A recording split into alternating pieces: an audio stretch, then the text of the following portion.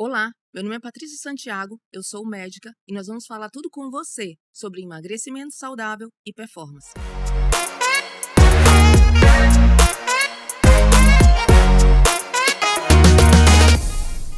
Olá, eu sou Fábio Rodrigues, cirurgião bariátrico, e nós vamos falar tudo com vocês sobre cirurgia bariátrica e performance além do centro cirúrgico.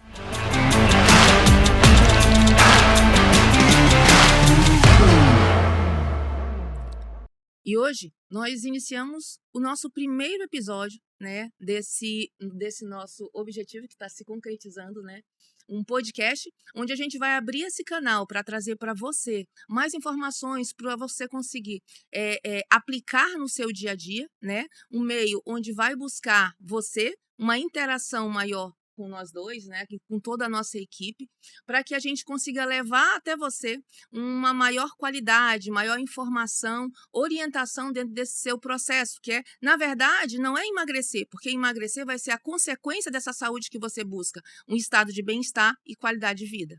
Perfeito, doutora Patrícia.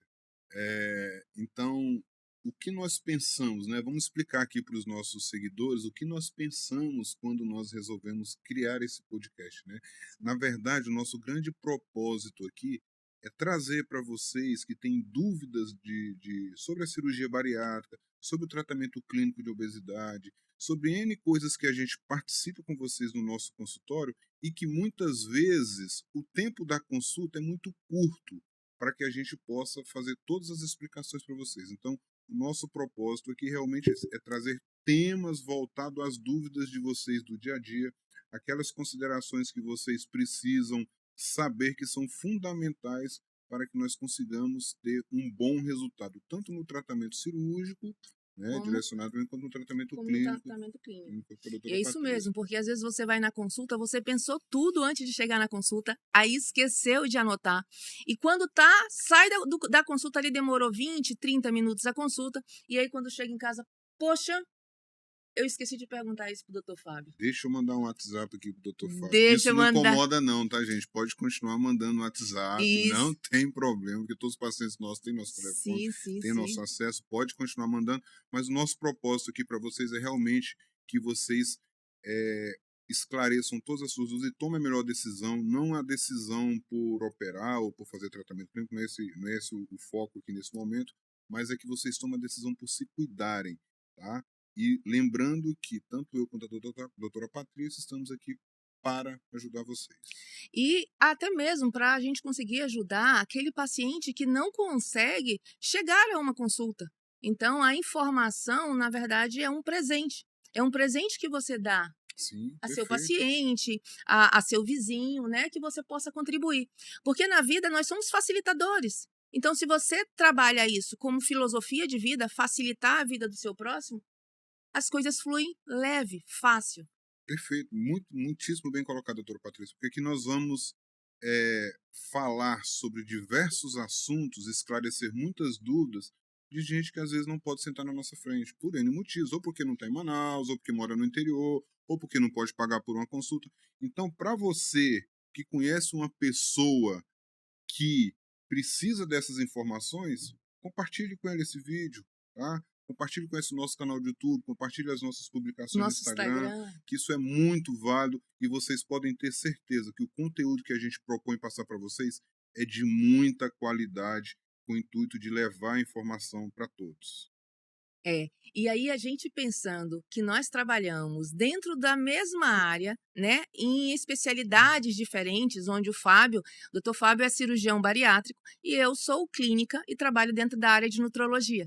Pensando nisso, um paciente que chega a nos procurar, muitas vezes ele tem uma dúvida. Qual é a dúvida? Opero ou não opera? Hoje é um fight aqui, hein, doutora Patrícia? Olha, nosso primeiro episódio, eu acho que mas não vamos, por favor, começar a discutir aqui no meio. Nós ficamos ontem até meia-noite treinando para não brigar aqui na frente. Nós não brigamos, Pelo amor de Deus, nós já não brigamos atualmente. Nós temos divergências. Não vai ser na frente dos nossos amigos e dos nossos pacientes que nós vamos ter uma discussão. Nosso primeiro fight, nossa primeira Vamos deixar para ter lá em casa depois, tá? Então se comporte, senão hoje à noite a gente vai ter uma conversa, vou colocar a senhora no cantinho da reflexão. Então, nós trouxemos hoje um episódio, o primeiro episódio, na verdade, um quadro do nosso episódio de podcast, onde a gente vai falar opera Ou não opera? ou não opera. Então, pensando nisso, né, nós vamos debater aqui quais são as primeiras dúvidas, as principais dúvidas de uma pessoa que nos busca ou busca qualquer um outro profissional que esteja incomodado com o peso ou com ou uma outra situação que leva a ele uma dúvida. Qual seria o método, qual seria a ferramenta, né, porque, na verdade, todos os métodos, todas tudo que você tem, todas as estratégias, né, que você tem para tratar a obesidade, elas são ferramentas. São sempre válidas. São sempre válidas. Então, qual seria a principal dúvida desse paciente? Então, pessoal, dando sequência ao nosso primeiro episódio, né, opera ou não opera, doutora Patrícia, eu tenho uma pergunta para fazer para a senhora, né? Uma pergunta, não é desafiadora não, mas uma pergunta a nível de esclarecimento para as pessoas, né? Qual é a definição de obesidade? Porque vamos imaginar o seguinte, eu me olho no espelho, eu estou incomodado com o que eu estou vendo. Eu sou obeso? Como saber se eu sou obeso ou não sou obeso? E qual é a definição? Primeiro, qual é a definição de obesidade? Tá, então a primeira coisa que a gente tem que saber é qual é a definição de obesidade. Obesidade ela é uma doença crônica definida pela Organização Mundial de Saúde como uma pessoa que está com um excesso de gordura. E como é que eu vou saber? A primeira coisa é a mais simples, né? É o mais geral, já de forma generalizada. Quando a pessoa quer saber se ela está ou não acima do peso, é trabalhar com uma ferramenta que chama-se índice de massa corpórea. Qual é que é? O conhecido IMC. Muito fácil, né? A gente consegue dentro do YouTube calculadoras de Hoje IMC. tem vários aplicativos. Hoje tem vários aplicativos, você pode baixar ali no Play Stores, entendeu? Aplicativos onde você tem a calculadora que faz. Se você for lá no Google e clicar calcular IMC, já aparece a calculadora para você. Já aparece a calculadora. Você só joga teu peso e tua altura. Pronto, onde você vai colocar o seu peso, tá? E aí você vai colocar a sua altura. Ele faz esse cálculo, é feito pelo peso dividido pela altura ao quadrado. Dentro dessa estratégia, dentro desse cálculo, você altura em metros, né? Desculpa, é o peso dividido pelo o peso dividido pela altura ao quadrado em metros, né? Então é o quilo por metro quadrado. Então você vai ter o quê? Você vai ter ali uma referência, né, de massa corpórea, né, de acordo com a Organização Mundial de Saúde. E o que ele fala? Ele fala que um peso normal tem um índice de massa corpórea de 18 a 24,9, onde ele traz como sobrepeso de 25 a 29,9. E ele traz também aí a gente já começa. Obesidade grau 1, né, que ele traz de 30 a 34,9. Obesidade grau 2, de 35 a mais ou menos aí 39,9. E obesidade grau 3, que é a obesidade mórbida, que a gente já fala, né, de 40 acima de 40. E a gente tem mais um outro, que é superobeso, hoje definido como superobeso, que é um IMC acima de 50 quilos por metros quadrados. Tá? Então, isso aí a gente define como obesidade. Mas aí um ponto muito importante que a gente deve colocar, que a gente não deve esquecer, que isso aí é uma ferramenta muito generalizada, onde, vamos lá, eu vou fazer aqui uma perguntinha. Se eu pego um paciente, eu posso pegar o senhor? Você, doutor Fábio? Você tem certeza que você vai me colocar nessa sinuca de bico? Eu sou teu paciente, tá? E olha, diga-se de passagem, meu paciente mais teimoso, hein? Eu vou falar a verdade. Diga lá, doutora Patrícia. Vamos lá. Então, doutor Fábio, ele é um paciente que ele tem um peso hoje, está com 99 quilos? 99. 99 quilos. E ele tem uma altura de 1,81 m. Perfeito. Tá? Anotei aqui já. Pronto. Doutor Fábio, ele tem, olha, infelizmente, mas eu vou colocar nos meus stories, hein? A bioimpedância dele. Doutor Fábio, ele tem hoje, a gente precisa avaliar dentro disso. Então, pela IMC, doutor Fábio é? Obeso grau 1. Obeso grau 1. Meu IMC dá 30 ponto alguma coisa. 30 ponto alguma coisa. Então, eu sou obeso. Você, grau 1. Pelo IMC, você é grau 1. Você poderia, né, a gente vai pensar, ele opera ou não opera? Ele já é obeso, gente. Ele opera ou não opera? Calma. E aí, dentro dessa avaliação, dentro dessa obesidade, esse critério de obesidade, é muito importante você fazer a avaliação da composição corporal dessa pessoa. Porque Essa composição corporal, uma pessoa ela é composta por músculo, gordura, água e massa óssea. E dentro dessa composição, aí é que vai se definir realmente se essa obesidade, você está dentro de um quadro de um excesso de gordura, ou se realmente você tem o quê? Uma quantidade maior de músculo e água. Tá? Então, o que a gente vai avaliar? A gente vai precisar avaliar a estrutura corporal dessa pessoa. Então, dentro desse EMC, quando uma pessoa vai estar na dúvida se ela opera ou não opera, ela precisa de um exame para complementar essa estrutura corporal dela. Então, voltamos lá para o doutor Fábio. Dentro do doutor Fábio, ele tem 1,81 de altura, com um peso de 99, dentro de um índice de massa corpórea de 30, alguma coisinha, mas ele tem um percentual de gordura que dentro do corpo dele, o percentual de gordura corporal que ele tem hoje é de quanto, doutor Fábio? Em torno de 20%.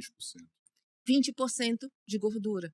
Então, 20% de gordura é um percentual aceitável, então ele não teria indicação, mesmo sendo, depois a gente vai pontuar aqui, mesmo tendo uma comorbidade, que hoje é muito comum, que já está dentro da a organização, dentro da ANS, autorizado para fazer uma cirurgia, ele não teria indicação por conta da estrutura corporal dele. Então, só para recapitular aqui, para ficar claro aqui para gente.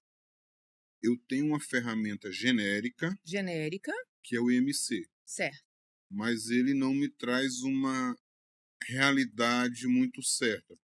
Não. Porque pelo IMC eu sou obeso grau 1. Mas se eu levar em consideração outra ferramenta, que é o meu percentual de gordura corporal, eu estou dentro da normalidade, porque eu tenho em torno de 19 a 20% de gordura corporal. Sim. Perfeito. E, doutora Patrícia, e qual é o instrumento que eu faço essa medição de gordura corporal? Como é que é? Como é que eu vou conseguir saber se o que tem debaixo da minha pele é só gordura, quantidade de músculo, massa óssea? Isso é uma coisa que eu tenho curiosidade de saber. Tá. Então, essa pessoa, esse paciente, ele precisa buscar fazer um exame.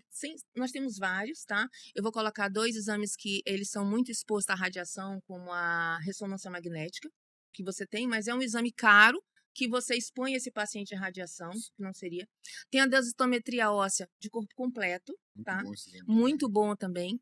Tem a DEXA, tá? Que é um outro exame. E tem um exame bem comum, que é a bioimpedância. E principalmente a bioimpedância tetrapolar. Então, ela consegue, né, avaliar, analisar o organismo, na verdade, a composição corporal daquela pessoa, de forma muito completa, tá? E por que eu falo que a bioimpedância é um exame barato e de excelente resultado de análise? Por quê? Porque ela é um exame onde esse paciente ele vai ter que estar em cima, é como se fosse uma balança, ele está em cima de uma balança, ele precisa ter aí algumas orientações, como um jejum, e ele está despido, só de uma roupa, uma peça íntima. Ele fica em cima de uma balança, passa uma corrente elétrica muito rápida no corpo dessa pessoa. A gordura, não sei se vocês sabem que nós somos autocondutor de energia. Se a gente colocar nosso dedo na tomada, você vai pegar um baita de um choque, né? Então, você coloca ali o dedinho, dentro da bioimpedância tem uns eletrodos, ele passa uma corrente elétrica muito rápida pelo seu corpo. Onde é gordura, é isolante térmico, ele vai mensurar aquilo. Onde é músculo, ele tem ali muita água, ele vai conseguir passar aquela corrente elétrica mensurando. Então, ele traz, de acordo com os segmentos, a quantidade de gordura, de massa muscular e a quantidade de água, de acordo com a estrutura corporal da pessoa.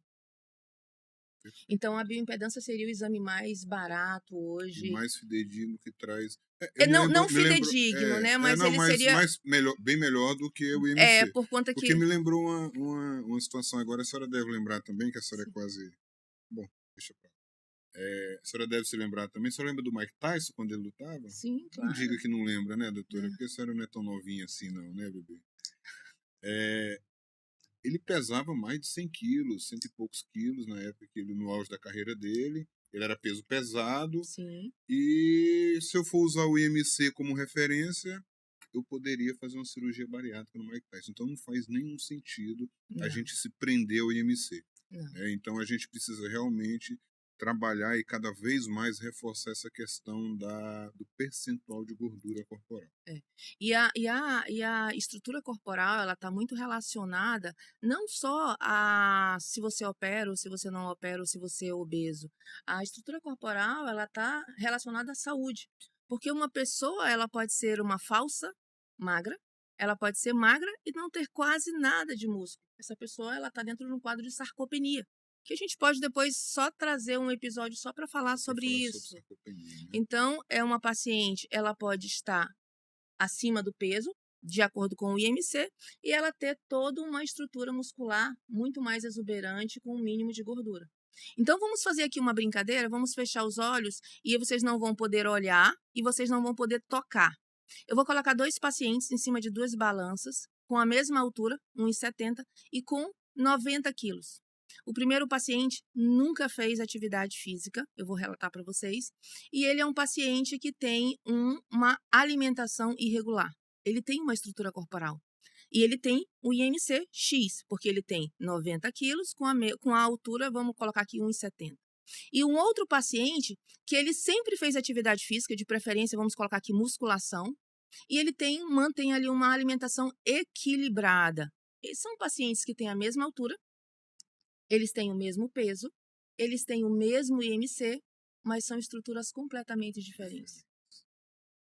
Interessante isso. Muito interessante. Isso aí me fez lembrar o meu histórico, né? Quem me conhece aqui há mais tempo, né, sabe que eu já pesei já 120 quilos, praticamente 120 quilos. Hoje eu peso 100. E depois que eu voltei, que eu comecei a emagrecer, Você fez a bariátrica? não fiz não. Mas se eu engordar de novo, eu faço. Olha, essa vez ela cutucou, hein? Ela cutucou, hein? Mas tudo bem, tudo bem. Isso a gente vai conversar em casa depois. Trazendo aqui para os meus 120 quilos, que eu consegui chegar a 95 quilos, foi o peso mínimo. Depois que eu cheguei a 120, o meu peso mínimo foi 95. E nessa época, eu pedalava muito. Eu sempre fui muito atividade física. Nessa Sim. época, eu pedalava muito. Então, pesando em torno de 94, 95 quilos, a minha bioimpedância, eu apresentava um percentual de gordura em torno de 30%. Então você já chegou a pesar 94 quilos, Com com um percentual 30% de gordura de gordura. corporal. Hoje você tem 99 quilos, com 20%, na verdade já chegou a 18% de percentual de gordura corporal. Qual a diferença? Massa muscular. Massa E a muscular. diferença, o tipo de atividade física que eu fazia antes e que eu estou fazendo agora, né? Por questões pessoais, Orientação da sua médica? para evitar problema em casa, eu resolvi concentrar mais na academia. A minha médica me orientou e eu resolvi escutá-la e concentrar mais na academia, que são os exercícios de hipertrofia. E baseado nisso, eu passei a ganhar mais massa muscular, né? Diminui o pedal, praticamente parei, faço pedal agora só no rolo, só para alguma coisa mais cardio, e eu estou conseguindo manter uma boa massa muscular. E isso aumenta muito o meu metabolismo basal. Eu tenho um metabolismo basal de torno de quase 2.400 quilocalorias. Isso Dia. é muito Muita. bom, é muito bom. Isso me abre um espectro maior para poder me alimentar mais. Sim, Né? sim. E é um dos pilares que você consegue, né? A senhora melhor do que eu sabe disso, evitar a recidiva da obesidade, que é o famoso efeito sanfona, engorda e emagrece, engorda e emagrece. Sim, sim. Então, a gente conseguiu aqui definir o que é obesidade, como identificar essa obesidade e alguns exames que você pode realizar para avaliar a estrutura corporal. Então, digamos que nós temos um paciente que tenha uma altura e um peso, mas dentro de uma obesidade grau 2, já confirmada com o exame, né, que poderia ser a bioimpedância. E eu posso operar esse paciente? Já posso operar o paciente? Vamos avaliar, vamos com calma, tá, doutora? A cirurgia bariátrica, ele existe hoje, os critérios de indicação de cirurgia bariátrica, eles são muito claros, eles não cabem mais interpretação. Sim, Tá? verdade. Não é aquilo que eu acho, que a senhora acha, o que fulano acha que vai dizer. Né? Então, se conseguiu chegar em critérios muito, muito objetivos. Né? Vamos imaginar aqui, se eu sou um paciente, no meu caso, por exemplo, que eu tenho obesidade grau 1, meu MC é de 30,1. Vamos pegar um paciente com obesidade grau 1. Né? Esse paciente ele pode sim ter indicação de cirurgia bariátrica, desde que ele seja um paciente diabético descontrolado. Que ele tem obesidade comprovada. Comprovado. Assim, ele tem que ser, vamos lá. Vamos trazer aqui os critérios para obesidade grau 1. Sim. Não é só porque eu sou obeso que eu posso operar. Tá. Tá? Eu tenho que ter obesidade confirmada há mais de 5 anos, tá? E com tratamento de 2 anos sem sucesso, tá? E para um paciente com obesidade grau 1, obrigatoriamente ele precisa ser um diabético descontrolado e ter indicação do seu endocrinologista para poder fazer a cirurgia. No caso aí, nesse perfil de paciente, a gente chama de cirurgia metabólica. Para esse paciente de obesidade grau 1. Para esse paciente de obesidade grau 1 com diabetes. É a única opção que eu posso operar esse paciente, tá? Se for um paciente com obesidade grau 1 sem diabetes, esquece, ele não tem indicação de cirurgia bariátrica. Então, se o paciente ele tem uma obesidade grau 1 comprovada já com o exame de bioimpedância e ele tem há 5 anos já com o diagnóstico da doença, porque a gente precisa lembrar que a obesidade ela é uma doença. Sim. E com pressão alta, ele é hipertenso, faz uso de losartana ou um outro antihipertensivo, esse paciente pode operar? Se for só hipertenso, não. Obesidade grau 1, não. Obesidade grau 1, não. Então, que fique muito claro. Paciente com obesidade grau 1, somente se com diagnóstico de diabetes. Segunda indicação de cirurgia bariátrica, que já amplia um pouco mais o espectro, tá, doutor? São os pacientes com obesidade grau 2. Grau 2. É o MC entre 35 e 39,9. Certo. É obesidade grau 2 ou obesidade grave, que a gente chama, tá? Para que eu possa operar esse paciente, os critérios de 5 anos de doença e 2 anos de tratamento é universal, tá? Para todos os pacientes eu preciso ter isso. Então, eu vou levar em consideração que esse paciente já tem obrigatoriamente 5 anos de doença e 2 anos de tratamento clínico sem resultado. O tratamento clínico envolve dieta, medicação, entre outras coisas, tá? Para esse paciente, eu já amplio um pouco mais o meu espectro de comorbidades. Ele pode operar desde que ele tenha algumas comorbidades associadas à obesidade. O que são essas comorbidades? São as doenças que pioram com a obesidade ou que vão melhorar se ele emagrecer. Existe uma lista de mais de 20 doenças aí, mas vou citar algumas aqui, se ficar por fora, a senhora pode complementar. Diabetes, hipertensão, gordura no fígado, doença do refluxo, colecistite, artropatia de coluna, artropatia de joelho, de quadril, essas doenças ortopédicas de uma maneira geral, elas entram sim nesse rol. Psicologicamente, a gente teria? Psicológica, baixa autoestima, depressão, que por muito tempo ela chegou a ser contraindicação para a cirurgia bariátrica. A gente observou que com o passar dos anos, com os estudos que foram evoluindo, o paciente melhora dessa depressão dele. Por quê? Porque ele melhora a autoestima dele. Sim. Ele melhora a autoestima depois da cirurgia bariátrica, o emagrecimento, ele acaba tendo indicação, ela passou a ser indicação e não contraindicação como era no início, quando se começou a fazer cirurgia bariátrica. Tá? Então, para esse paciente com obesidade grau 2, desde que ele tenha alguma dessas comorbidades, ele pode sim. Então, se você é um paciente com obesidade grau 2, mais de 5 anos de doença, com 2 anos de tratamento, que tenha ou hipertensão, diabetes, steatose hepática é gordura no fígado, tá? É gordura no fígado, que tem problema de coluna, às vezes a mama muito volumosa também, que leva a problema na coluna também, tá? Todas essas doenças, elas são comorbidades que justificam a gente fazer a cirurgia bariátrica. E a terceira indicação daí para frente, né, que é o paciente, quando a gente pega o paciente com obesidade grau 3. Obesidade mórbida, né? Que é a obesidade mórbida e os superobesos, a partir desse grau de obesidade, não há necessidade mais de comprovar nenhuma comorbidade. Mas é muito difícil você pegar um paciente com obesidade com IMC maior que 40, com mais de 5 anos de doença, que não tem alguma comorbidade dessa, né? Inclusive, doutora Patrícia, nesse conceito aqui, eu escuto muitos pacientes falarem no consultório, e às vezes eles chegam, doutor, eu sou um obeso saudável, um gordinho saudável. O que a senhora acha dessa colocação? Obesidade, as pessoas elas têm uma interpretação, eu começo a dizer que é uma interpretação equivocada, porque obesidade é uma doença. Não existe obeso saudável. Obesidade, se você tem uma obesidade comprovada dentro de um exame, obesidade ela é uma doença. Esse paciente ele pode não ter ainda as complicações e as comorbidades que ela vem associada à doença. Porque, como o doutor Fábio falou, a esteatose hepática, que é a gordura no fígado, o diabetes, a pressão alta, né? A baixa autoestima, né? Nós Síndrome metabólica, síndrome esqueci de falar. metabólica. Nós também temos vários tipos de cânceres que eles são associados à obesidade. Então, a obesidade, ela é uma doença. Ela é uma doença. Infelizmente, ela é uma doença, hoje é uma pandemia da obesidade. Infelizmente, as pessoas não a veem assim. Sim. Muitas vezes o paciente ele chega no consultório e você avalia esse paciente e verifica que esse paciente ele tem indicação de algumas medicações que vão trabalhar dentro de uma terapia para controlar ou para eliminar esse peso, esse paciente ele se recusa, porque ele não vê muitas vezes a obesidade como uma doença. Se eu disser para você, vou fazer uma pergunta para o senhor, doutor Fábio.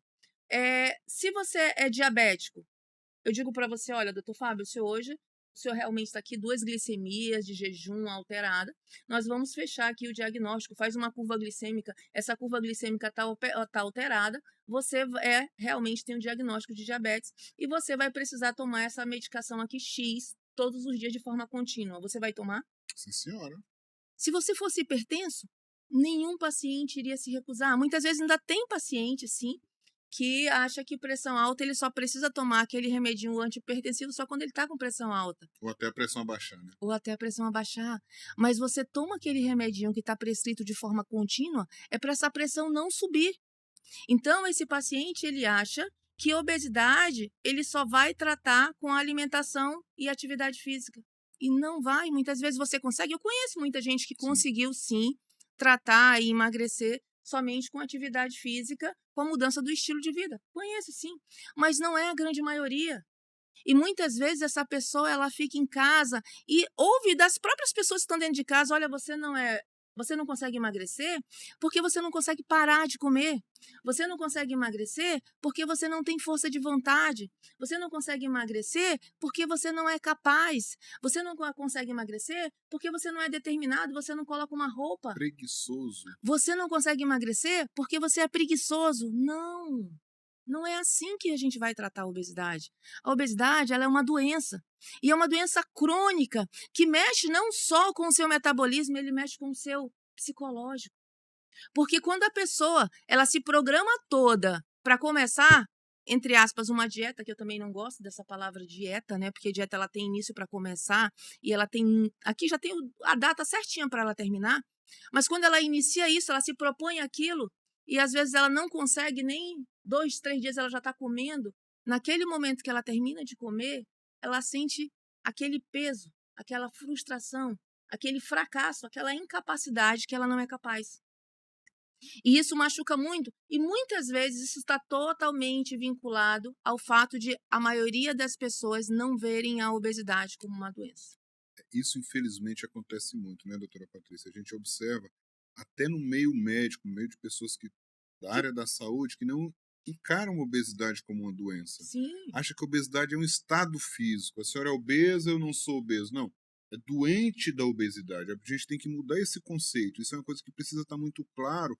Para quê? Para que facilite até outra ponta, que é o nosso lado, para poder fazer o tratamento.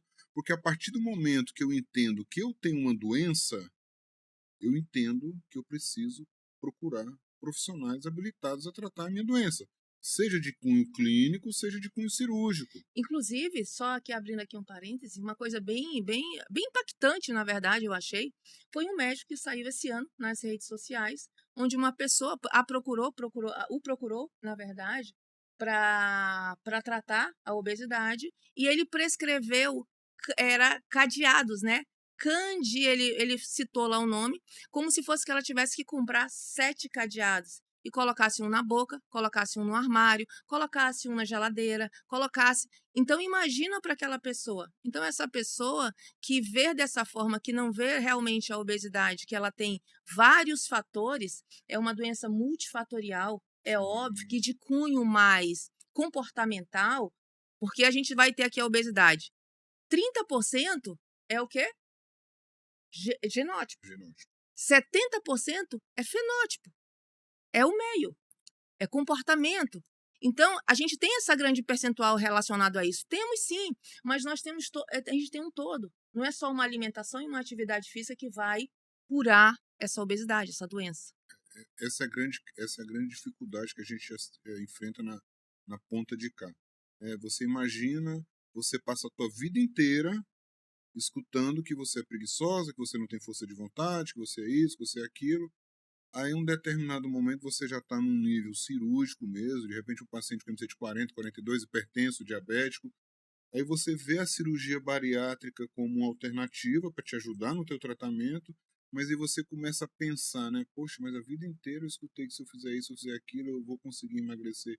Se eu não sou doente, por que eu vou me submeter a um procedimento cirúrgico? Então a gente vê muito isso na ponta, tá? É. Então, a partir do momento que a gente conseguir educar as pessoas a respeito do conceito adequado de obesidade, do conceito de obesidade como uma doença, não como um estado físico, isso vai facilitar até o próprio tratamento, que as pessoas vão entender que elas vão precisar de procurar profissionais habilitados para poder tratar a tua doença.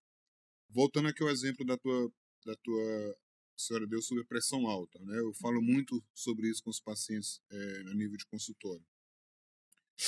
Se a senhora descobre que tem pressão alta, que tem, sei lá, arritmia cardíaca, a senhora não vai entrar no Google e vai perguntar qual remédio para arritmia cardíaca, vai? Não. Você vai procurar quem? Um cardiologista. Eu tô obeso, o que eu faço? Vizinha, qual foi o remédio que você tomou? Esse remédio está emagrecendo, né? Como é que é o nome desse remédio? Onde é que eu compro? Google, receita para emagrecimento rápido, dieta para emagrecimento rápido. O Google, um termogênico que acelere minha perda de peso. Acelera meu metabolismo. Então, nós temos coragem de fazer isso com a obesidade, por quê? Porque nós não achamos que é uma doença. Nós não a encaramos, Não a encaramos como uma doença. como uma doença. A partir do momento que a gente tiver uma conscientização maior a respeito da doença, obesidade, a gente vai entender.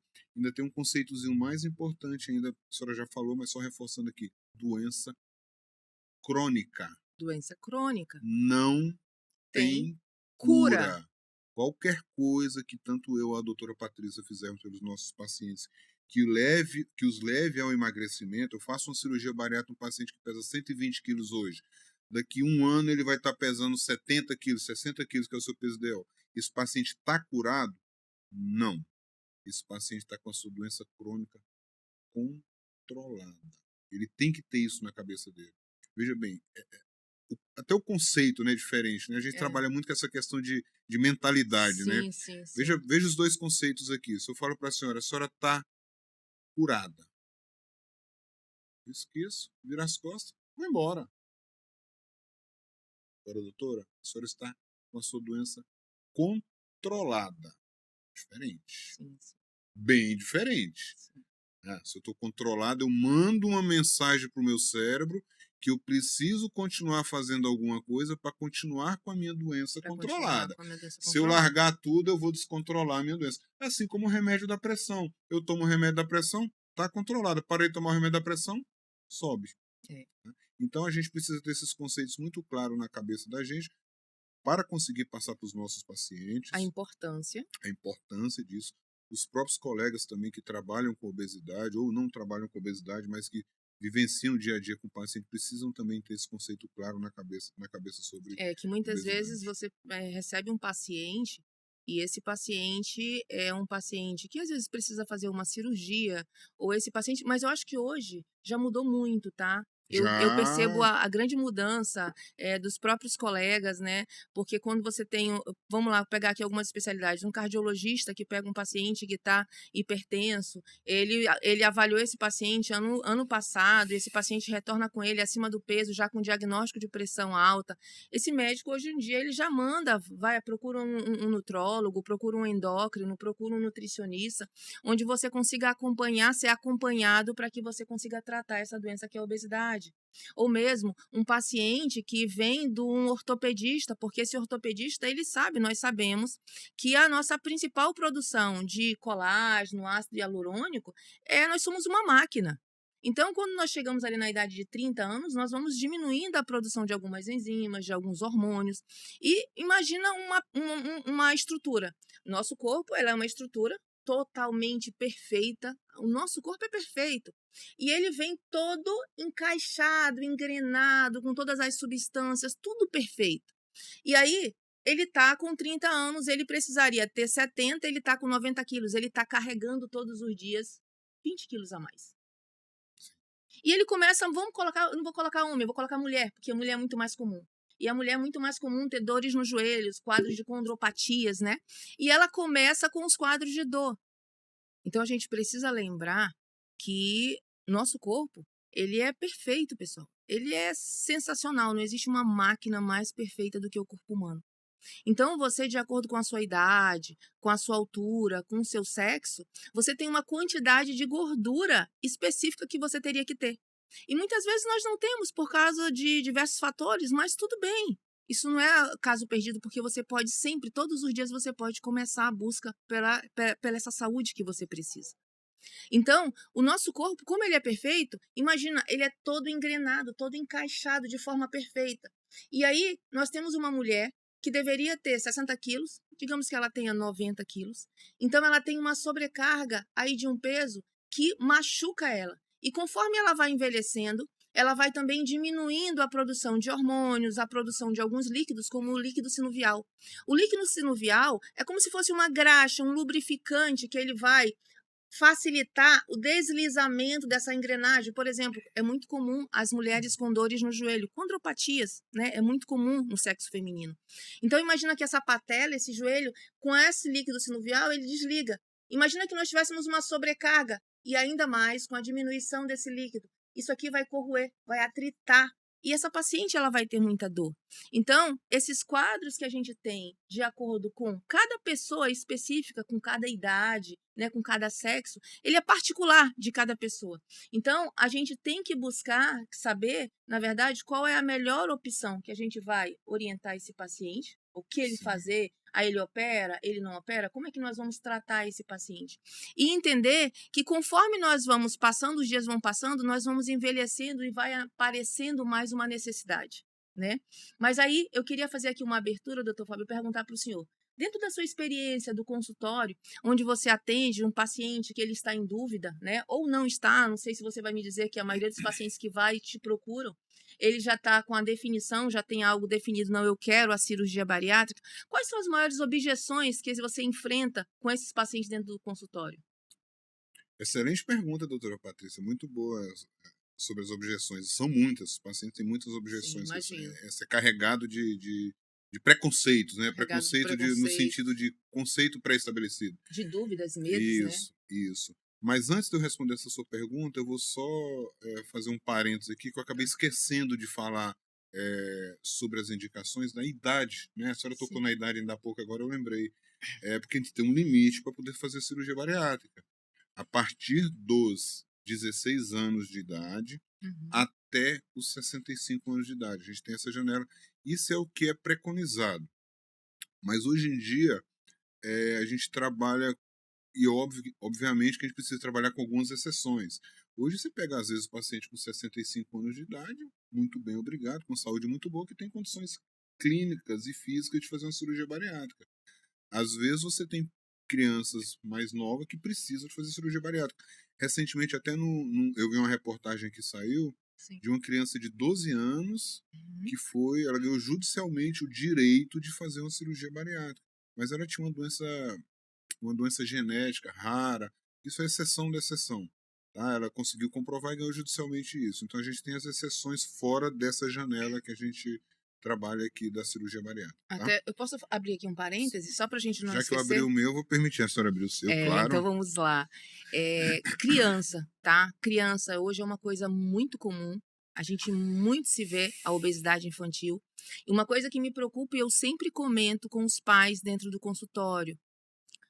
Nossos filhos, eles são reflexos dos pais. Então, é muito pesado, eu digo, você colocar uma criança para fazer uma dieta sem trabalhar a sua também, a sua primeira. Olha, eu já tive crianças, hoje eu não acompanho, eu não só realmente só atendo adultos, mas eu já tive uma criança que foi no meu consultório juntamente aqui com os pais, e ele falou: doutora, a minha mãe não quer que eu tome refrigerante, mas ela toma. Olha só.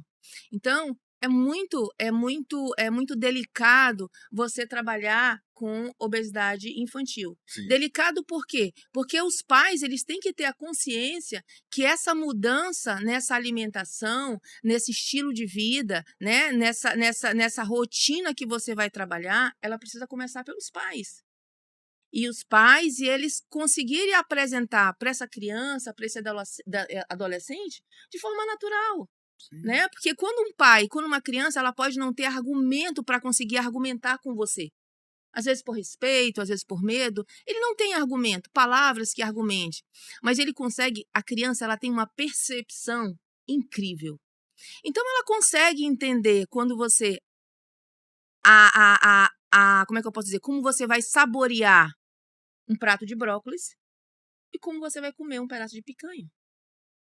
Então ela vai perceber, tá? Ela vai conseguir ter percepção do que você está gostando mais. Então esse trabalho, eu dou uma sugestão, que aqui não é o nosso objetivo.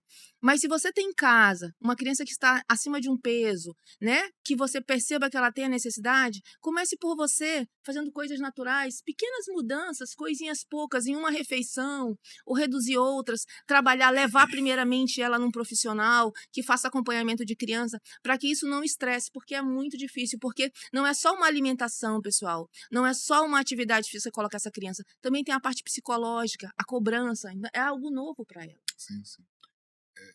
Isso não estava no script, né, doutora? Não estava no script, Então mas é porque quando fala com eu vou criança... lhe fazer uma pergunta que também não está no script, mas a senhora vai se sair muito bem, eu tenho certeza disso.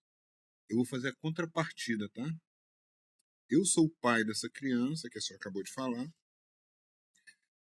que quero que ela emagreça, mas, doutora, eu como isso aí tudo que a senhora está falando e não engordo. Você come, Como e não engordo. Eu não sou gordo. aí você já avaliou, a gente tem que avaliar com esse paciente, ele não engorda, ele pratica atividade física?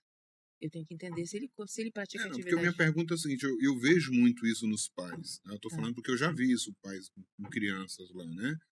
E eles falam que a criança acaba, ela quer que a criança não coma aquelas determinadas coisas, mas ela quer comer porque ela acha que aquilo não faz mal para ela, porque ela não engorda, porque ela não é gorda, de repente tem um metabolismo mais acelerado, tem uma massa muscular, como a senhora ia falar, faz muita atividade física. Faz muita atividade E física. A gente, como às que eu vezes... vou passar isso para os nossos pais que estão nos assistindo agora? Sim. Tá? Imagine eu, que eu sou uma pessoa normal, que não tenho obesidade, que não tenho nenhuma doença, né? Aparentemente não sou doente, não sou obeso, até sou um pouquinho, mas isso não me incomoda tanto. Meu filho é obeso e a senhora diz para ele não tomar refrigerante, mas eu tomo porque eu gosto e eu não sou obeso. Eu tenho que parar de tomar refrigerante? Sim. Imagina que se para você que é adulto, já tem toda uma formação, eu dizer para você que tirar refrigerante é uma coisa hoje, que comida é um ato de prazer. Comer é ter prazer. Então, eu tirar de você é difícil, imagina eu tirar de uma criança. Doutora, já que a senhora fez esse parênteses aí para falar sobre criança, e acho que é muito válido, que com certeza tem muitos pais que estão nos assistindo têm filhos, né? Sim, sim. Eu vou dar um exemplo para a senhora. Eu sou o pai dessa criança, tá? Eu sou o pai dessa criança, que a senhora acabou de falar que não pode tomar refrigerante, mas eu tomo refrigerante, eu não sou obeso, eu não tenho hipertensão, não sou diabético e eu tomo refrigerante. Eu também tenho que parar de tomar refrigerante, mesmo não sendo obeso, não tendo nenhuma doença dessa, não sendo diabético? Eu vou fazer uma pergunta para você, pai. Tirar o refrigerante de você, que hoje a gente tem que entender que a alimentação é um ato de prazer. Você tem prazer ao comer. Tirar o refrigerante para você te incomoda? Vai me incomodar bastante. Vai te incomodar bastante, né? Me incomodar, não é tão simples, né? Não é tão simples cortar o refrigerante. Não é tão simples cortar o refrigerante. Você vai sentir falta de tomar o refrigerante, Sim, né? com certeza. Já tentei algumas vezes, já cheguei a parar, já voltei.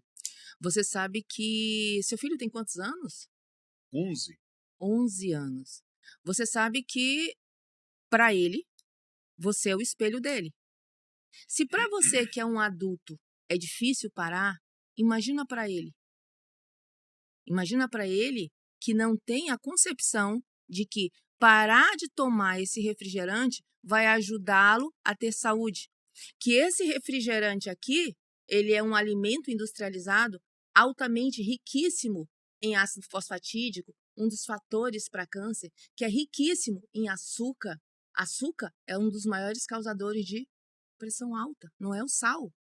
Então, ele não sabe que esse alimento é inflamatório e que vai diminuir a disposição dele, que esse alimento inflamatório vai alterar a microbiota intestinal dele. Ele não sabe que esse alimento inflamatório vai alterar a absorção dos nutrientes, que esse alimento inflamatório vai causar toda uma mudança nessa estrutura corporal dele, desse metabolismozinho que está aqui no maior processo, porque ele está em fase de crescimento, ele não tem ideia nenhuma.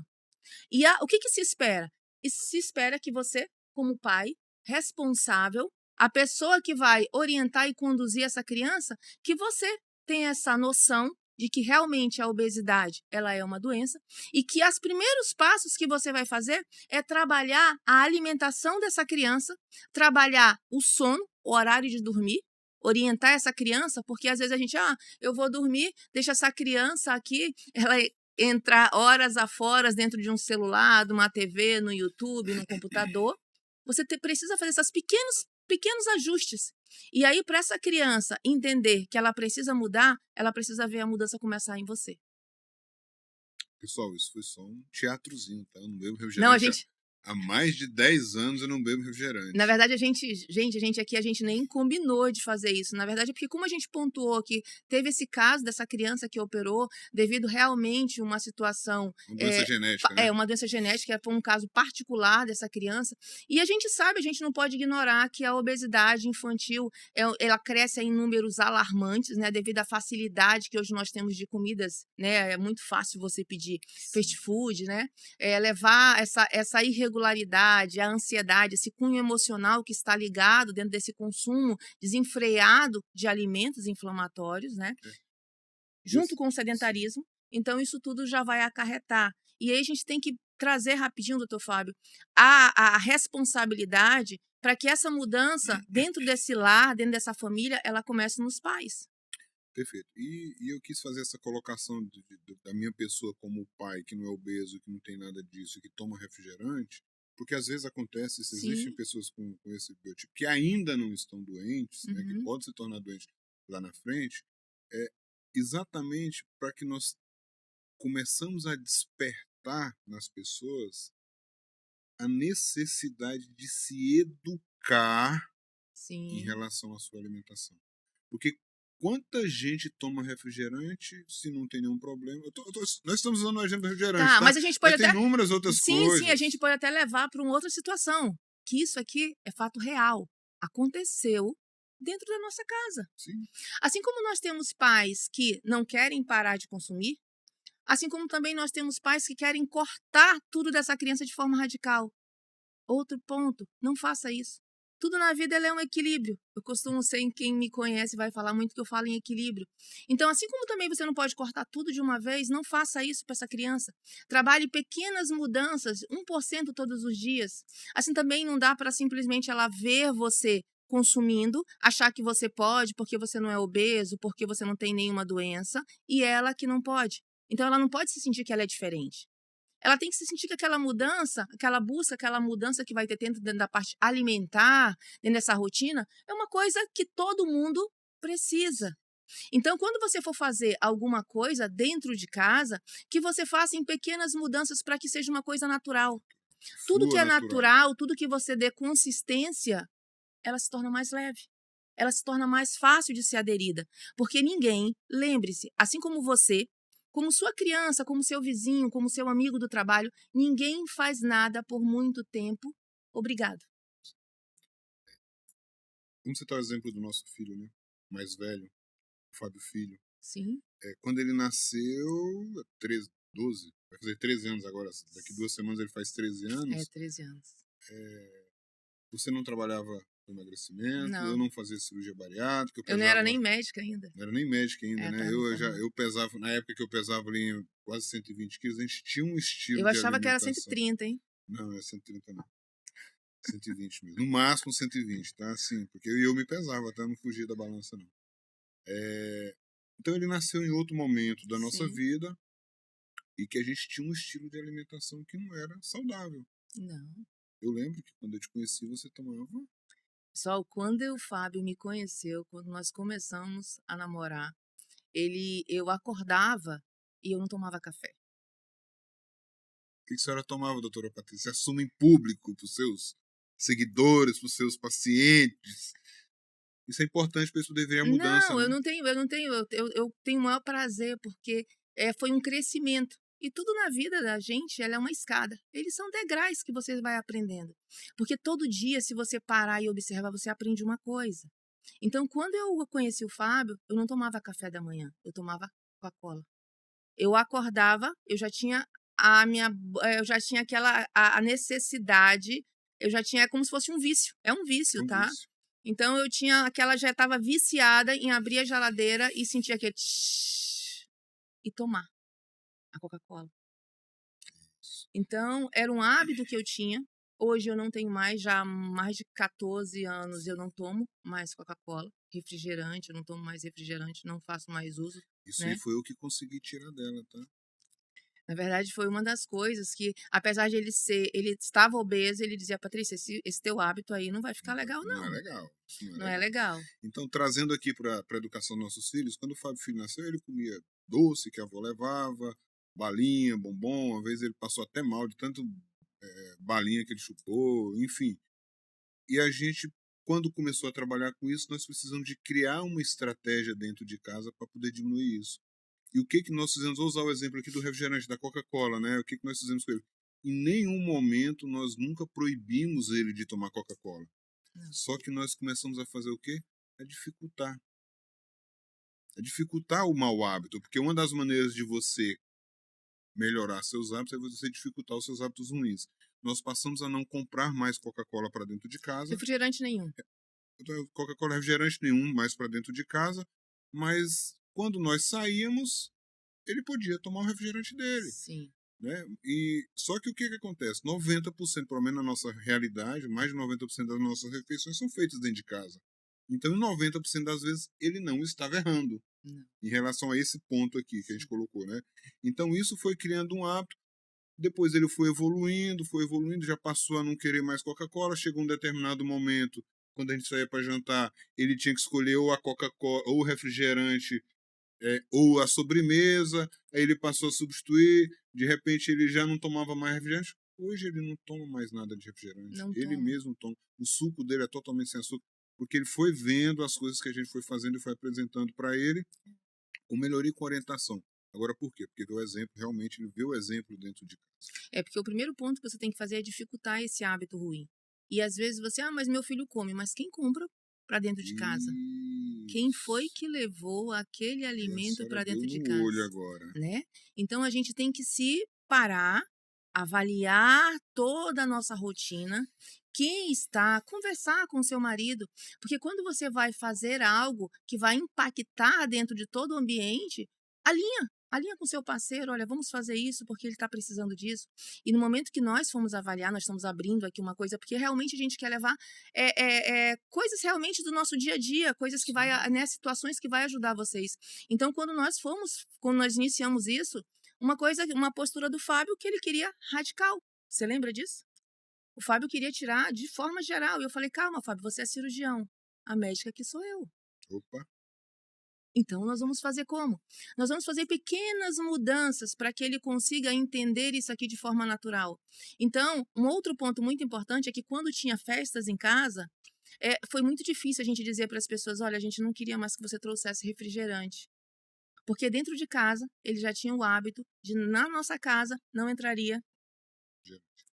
Então, depois com muito tato, é óbvio que não foi de cara, porque as pessoas elas se sentem ofendidas, né? Se você falar isso, né? Então, elas começavam a chegar em casa, não Às vezes tinha. aquela reuniãozinha ali de final de ano, uma festa ou outra, chegava, cada um leva uma coisa, aí um levava sobremesa, outro levava refrigerante, outro levava o assado. Depois ficou brincadeira, porque quando chegava lá em casa, não tinha Não refrigerante. tinha refrigerante. Não tinha refrigerante, o que eles faziam? Levavam refrigerante. Levavam refrigerante. E aí, com o tempo, ele bebia quando tinha lá e depois realmente ele diminuiu. Então, hoje ele vai fazer 13 anos e o Fábio Filho, ele não toma mais refrigerante. Bom, já fizemos a pausa, vamos voltar aqui pro foco aqui, para a gente não se perder muito. Opera, não opera? Opera ou não opera? Vou responder a tua pergunta, Tá. tá? Voltando aqui para as objeções, As né? objeções que o seu paciente enfrenta, que você enfrenta com o paciente no consultório. Perfeito. São várias, né? Todo mundo sabe que a cirurgia bariátrica ela é carregada de muito Estigma, né? estigma. Ela realmente ela tem um histórico lá nos primórdios da cirurgia bariátrica, sei lá, 40 anos Sim, atrás. As complicações eram muito grandes, né? sim. Então não dá para esconder isso de ninguém, tá? Então existia realmente um índice de complicação alto, associado à questão de não encarar como doença. Então o paciente realmente ele tem muitas objeções, sim, para fazer a cirurgia bariátrica. E a principal objeção, ou uma das principais objeções, está relacionada ao medo do ato cirúrgico, Sim, concordo. tá? Ao medo. O paciente tem medo. Tem medo. Tem medo. O senhor já se operou? Sim, sim, já fiz várias cirurgias. Inclusive, quando você vai para qualquer cirurgia, seja ela cesariana, eu tive 2 filhos, foram 2 cesáreas. Você fica apreensiva, né? Porque uma cirurgia, toda cirurgia tem suas complicações, né? Sim, sim, Está sim. inerente, não pode. Inclusive, que bom que a senhora tocou na questão da cesariana. Os estudos hoje mostram que o risco de se fazer uma cirurgia bariátrica, vamos pensar no pior desfecho de uma cirurgia, complicação e óbito de um paciente. Sim. O risco de se morrer de uma cirurgia bariátrica hoje não é maior do que o risco de se morrer Olha que durante interessante. uma cesariana. Muito interessante. Tá? Então, assim, a cirurgia se tornou muito segura. Com a tecnologia que veio, com os grampeadores, a laparoscopia associada aos grampeadores, com muita tecnologia. Hoje a robótica também, que já está muito viva já na cirurgia bariátrica. Aqui em Manaus ainda não temos, infelizmente, mas é uma realidade já que a cirurgia robótica... A gente consegue fazer isso. Consegue. O paciente a gente consegue para São Paulo que ele operar. Mas se for uma situação que a gente precisa, a questão da segurança se tornou muito segura por conta da tecnologia. E hoje não é nenhum problema maior do que no pior desfecho, como a gente falou, não é diferente de uma cirurgia de uma cesariana, de uma cirurgia de vesícula, Tem de uma todo um cirurgia de preparo, apêndice. né? Tem todo um pré-operatório. Obviamente que isso aí depende muito do antes que você faz com o paciente. Sim, essa avaliação Essa prévia, né? avaliação prévia, aquele protocolo, aquele calhamaço de exame que muitas vezes o paciente não entende o porquê daquilo, é exatamente para poder diminuir As a chances. chance de se ter qualquer tipo de problema. Sim. Eu costumo usar a seguinte analogia com o paciente. Tá? Uhum. A senhora dirige? Sim, sim. Se a senhora pegar seu carro e sair daqui para lá, furando tudo que é sinal, mexendo no celular, alcoolizada, enfim, não seguindo os protocolos de segurança de trânsito, a senhora tem um risco altíssimo de se envolver no acidente de trânsito Sim, sim, e sim. ter um desfecho ruim, certo? Sim, com certeza. Mas se a senhora seguir todas as regras de trânsito, não beber, não mexer no celular, parar no sinal, respeitar o limite de velocidade, tal, a senhora traz essa chance com uma chance orgânica. Diminui bastante. É zero a chance de ter complicação? Não. Não. Mas a senhora traz a chance com a chance orgânica. O que eu quero dizer com isso? Se a gente seguir todo aquele protocolo que a gente conversa com o paciente, de exames, de avaliações, perda de peso inicial para esse paciente, eu não tenho dúvidas de que ele vai conseguir fazer uma cirurgia com o que eu chamo de risco orgânico. O que é um risco orgânico? É quando você cerca de todos os cuidados, Sim. tá? E traz para o risco que não tem como não existir. Assim como não Excelente. tem risco zero de a gente ter algum problema na vida. Sim, sim, Tá? sim, excelente. Então, essa é uma das objeções, a gente consegue trabalhar muito isso com os nossos protocolos pré-operatórios, que a senhora é melhor do que ninguém. Então, a gente trabalha muito bem esse pré-operatório desse paciente, tá? E isso a gente traz para um risco orgânico. Sim. Tá? Uma outra objeção grande que eu vejo no consultório, e isso eu vou pedir para a senhora fazer seu comentário a respeito disso, que está muito dentro da tua área. O que acontece? O paciente vira muitas vezes para mim e fala assim: Doutor Fábio, se eu fizer a cirurgia bariátrica, eu vou ter que tomar remédio para o resto da minha vida, doutor Fábio? Doutora Patrícia, me ajude a responder isso para o meu paciente. Vamos lá. Fazer a cirurgia bariátrica é tomar remédio para o resto da vida? O paciente está obeso. Vou colocar 2 comorbidades: pressão alta e esteatose hepática. ele faz uso de um antipertensivo e faz uso de um orlistat Orlistat, ou alguma uma coisa para diminuir. Tem várias Sigmarina para poder, medicações porque a aí para esteatose diminuir. hepática realmente Tem medicações. tem medicações. Então, é um paciente que faz uso dessas 2 medicações e se ela não emagrecer, se esse paciente não emagrecer, ele vai ficar usando realmente esses remédios para o resto da vida e até mais outros, porque não fica só por aí. Um paciente, eu já tive um paciente com pressão alta que ela tinha uma pressão alta descontrolada, que ela fazia uso de 8 antipertensivos durante o dia. Sem contar as estatinas que tem que usar para baixar colesterol, triglicérido, que a pressão alta sempre vem associada a Então, outras coisas. pessoal, a gente tem que saber diferenciar o que é uma medicação, que na verdade esse paciente que tem pressão alta, que tem diabetes, que tem comorbidades, esse paciente ele faz uso de uma medicação. E um paciente que vai fazer a cirurgia bariátrica é um paciente que vai usar suplementação. Suplementação, o que é suplementação? São vitaminas, são minerais, são antioxidantes que proteínas, aminoácidos que você vai suplementar, tá? Que o seu corpo necessita. Lembra que eu falei no início para vocês? Nós envelhecemos. Nós envelhecemos. Vamos lá, eu vou pegar a mesma metáfora do Dr. Fábio do carro. Seu carro, você compra um carro. E você vai ter o tempo de uso desse carro aqui, digamos, de 10 anos. Durante esses 10 anos, você não vai fazer troca de óleo, você não vai trocar a vela, você não vai trocar o óleo, você não vai. O que você está fazendo? Você está fazendo cuidado com esse carro para aumentar o tempo de uso, a vida dele, a vida útil dele. Então, quando nós nós sabemos que nós estamos envelhecendo, isso não precisa fazer bariátrica para isso, nós percebemos que nós precisamos de suplementação para melhorar a sua disposição, antioxidantes para diminuir a inflamação, uma inflamação simples, basta você não dormir. Você eleva seu cortisol, você aumenta seu nível de cortisol, você aumenta seu estresse oxidativo, você vai passar o dia cansado, irritado. Então, você tem uso de vitaminas. Às vezes você tem uma náusea, um enjoo, é deficiência de vitamina B1. Às vezes você tem queda de cabelo, é deficiência de uma vitamina, como vitamina C, como um ferro, como um zinco. Então, são vitaminas que muitas vezes, dentro da sua alimentação, uma alimentação do cotidiano muito corrido, você não consegue fazer uma alimentação adequada e você vai precisar fazer o quê? Suplementar.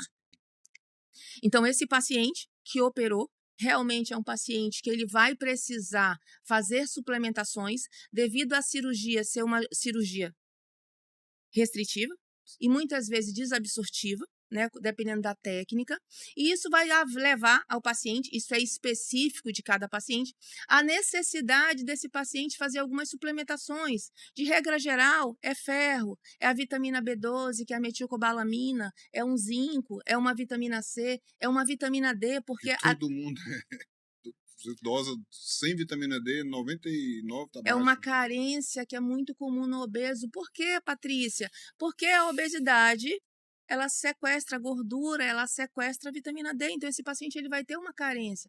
Então, é um paciente que é preferível que ele fique fazendo a suplementação por conta que ele está envelhecendo, ou por conta que ele quer uma performance, ou por conta que ele quer trabalhar melhor a cognição, ou por conta que ele quer trabalhar a melhora da pele, ou por conta que ele é um paciente pós-bariátrico, tá? É um paciente que ele vai trabalhar o envelhecimento dele da melhor forma. Eu prefiro fazer isso do que eu fazer uso de remédio para o resto da minha vida, porque eu tenho diagnóstico de doenças crônicas que são trazidas e ocasionadas como fatores de risco decorrentes da obesidade. Sim. E uma outra coisa que a senhora não colocou, mas que nós já discutimos várias vezes isso aí, é a inflamação do intestino. Sim. O que acontece com a inflamação do intestino, gente? O estilo de alimentação que nós temos hoje, com alimentação industrializada, alimento processado, isso leva a uma inflamação muito grande do nosso intestino que ele não consegue absorver os alimentos. Então, hoje você pega muitas pessoas obesas, desnutridas. Sim. Obeso desnutrido. Eu, por exemplo, eu faço suplementação todos os dias. Eu também. No mínimo, whey protein eu tomo todo dia, porque eu não consigo bater minha meta de proteína diária. Então, isso é uma suplementação. Agora, o que acontece? O que as pessoas às vezes usam? Na verdade, então, nós precisamos tomar cuidado com nosso cérebro, tá? Porque ele usa algumas desculpas para não fazer aquilo que precisa ser feito. Então ele chega com um argumento que vai o indivíduo já está tomando um remédio, tá? O cara é hipertenso, diabético, tem gordura no fígado e tem artrose no joelho. Então ele toma um remédio, no mínimo um remédio para pressão, um remédio para diabetes, que já ajuda aqui na esteatose hepática, e ainda toma um remédio para dor no joelho. Ele vai ter que tomar esse remédio pro resto da vida se ele não emagrecer. Ele usa um argumento que ele tem que tomar remédio porque alguém desavisado falou para ele que se ele fizer a cirurgia bariátrica ele tem que tomar remédio pro resto da vida. Ele usa esse argumento para não operar. E o cara já está tomando remédio pro resto da vida, a vida inteira para essa doença dele. Então, assim, isso é uma objeção que a gente consegue trabalhar com esse tipo de explicação. E se você é uma dessas pessoas, repensa a respeito disso, entenda realmente o que é medicação e o que é suplementação. Isso é muito importante você saber a diferença entre suplementação e E medicação. medicação, exatamente. E isso é uma diferença grande, tá? Como eu falei, eu não sou bariátrico, eu suplemento todos os dias. Tá? A senhora também não é bariátrica, eu suplemento todos os dias, tá? Vamos lá, então nós já falamos do medo da cirurgia bariátrica, das objeções, né? Uma segunda objeção que nós temos é a necessidade de tomar remédio, que a gente já falou Eu também. não quero tomar remédio todos os E dias. uma outra objeção que eu percebo muito, aí ela é mais de cunho emocional, eu acho. Esse paciente, ele tem um sentimento, ele traz arraigado no inconsciente dele o sentimento de que se ele for sujeitado a uma cirurgia bariátrica, ele é fracassado. Sabe por quê, doutora? Porque eu fui lá com a senhora, ou fui com o nutricionista, ou fui com o endocrinologista, eu fiz a dieta que ele me passou, eu tomei o remédio e eu não tive resultado, eu não consegui o resultado. Então, eu vou fracassar. Eu sou fracassado porque eu preciso de fazer uma cirurgia bariátrica. Isso é um conceito muito errado. Mas sabia que nós somos os culpados disso? Porque eu fico degladiando com o clínico que a cirurgia é melhor do que o tratamento clínico. O clínico fica degladiando comigo que o tratamento clínico é melhor do que a cirurgia bariátrica. E, na verdade, não tem melhor. Eles se somam.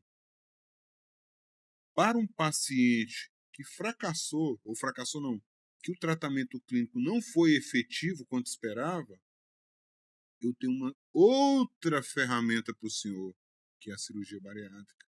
O único ponto que eu coloco, eu vou pedir um parênteses aqui para você, doutor Fábio, que o único ponto que eu coloco é que na hora que esse paciente ele não conseguiu alcançar o seu objetivo de adequar o seu peso, esse paciente ele precisa ser reavaliado e entender onde foi o ponto que ele não conseguiu ser alinhado.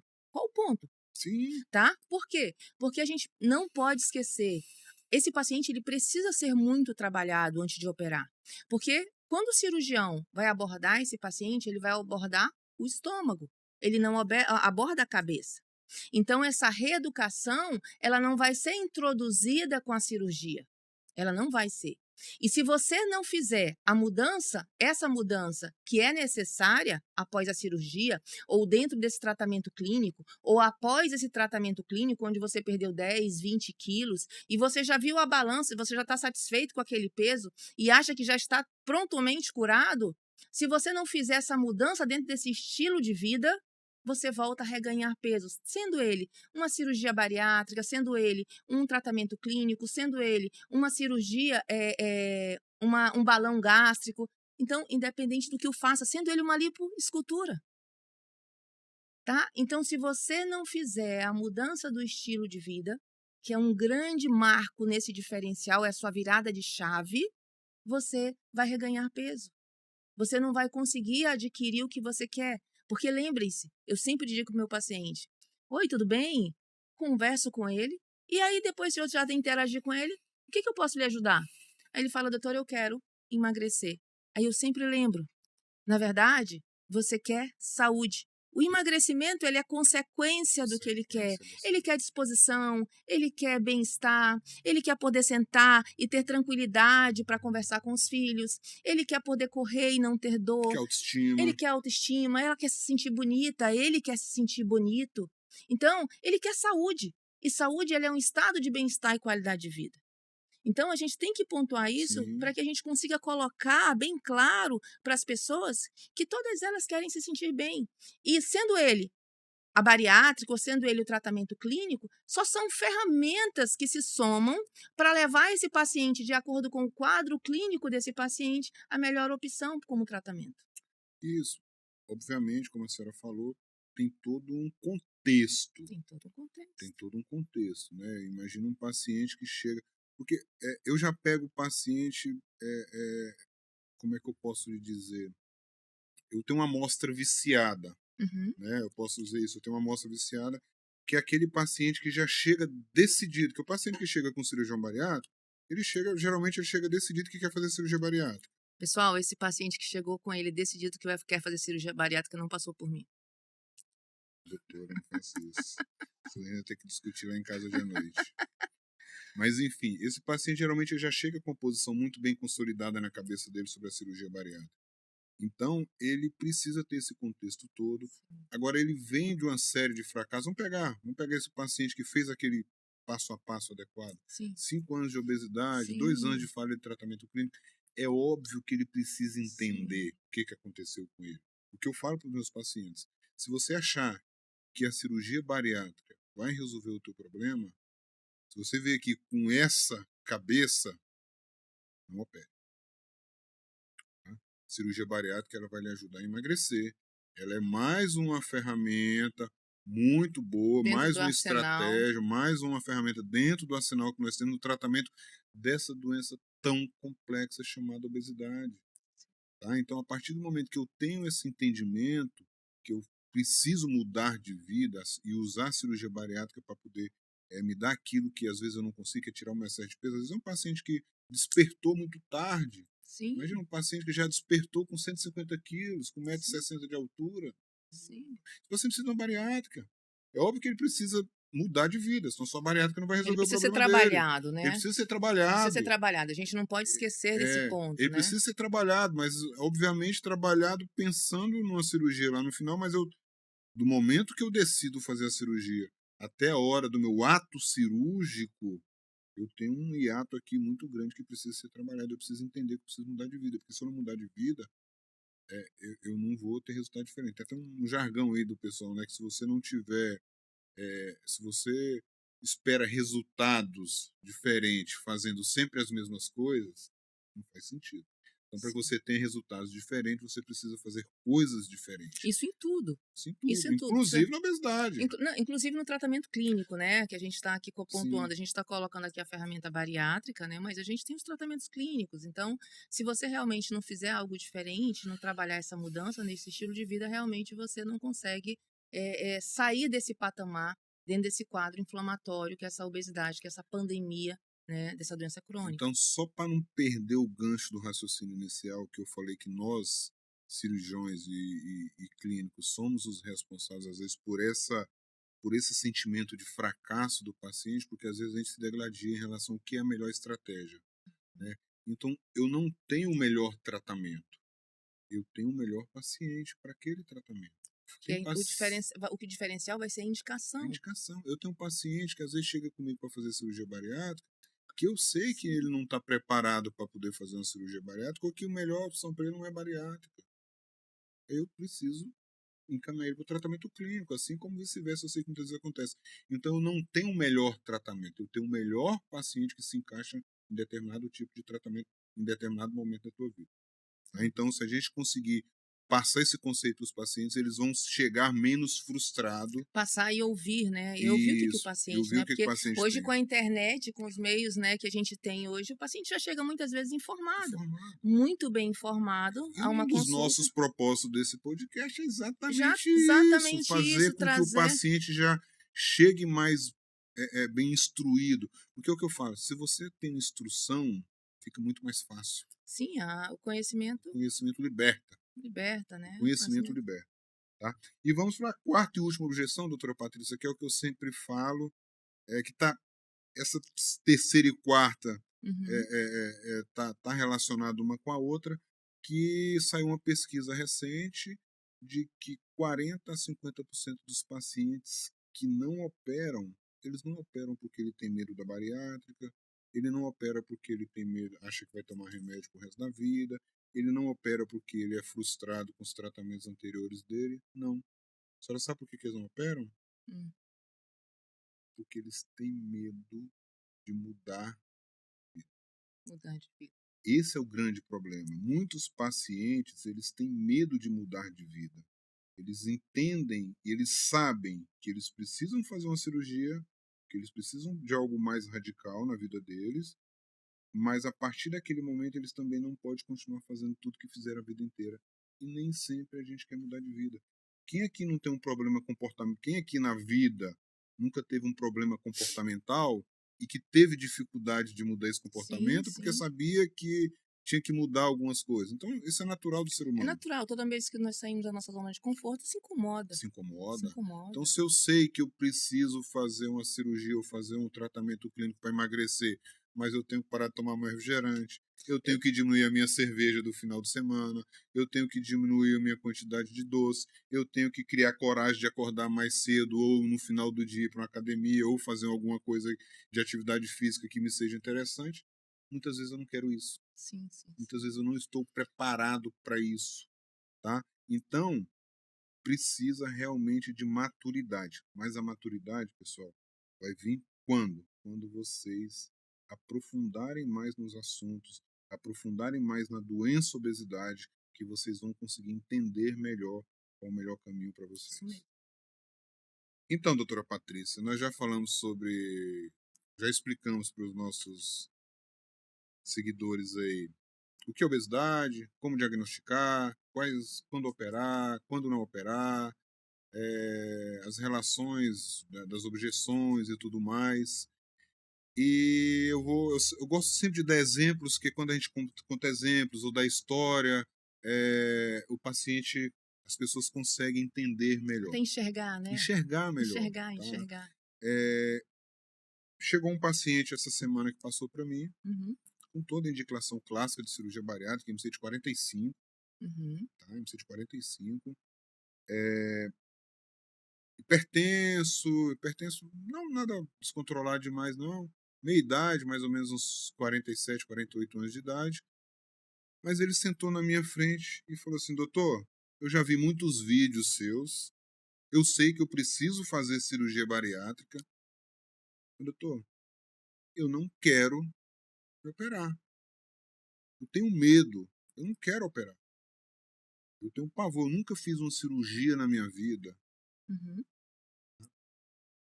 Doutora Patrícia, eu só sei. Não digo que eu só sei operar, não, né? Porque eu tenho a senhora do meu lado e aprendo muito com a senhora. Aprendemos juntos, né? Aprendemos juntos.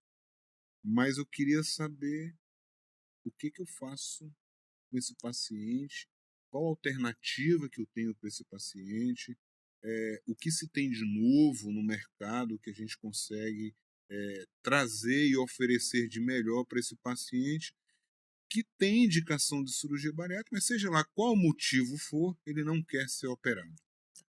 Então, hoje, dentro da área clínica, hoje, antigamente, vamos colocar antigamente. Antigamente, a gente trabalhava alguns fármacos, a terapia, a parte de dieta, né? E a educação física, né? A atividade física regular como tratamento.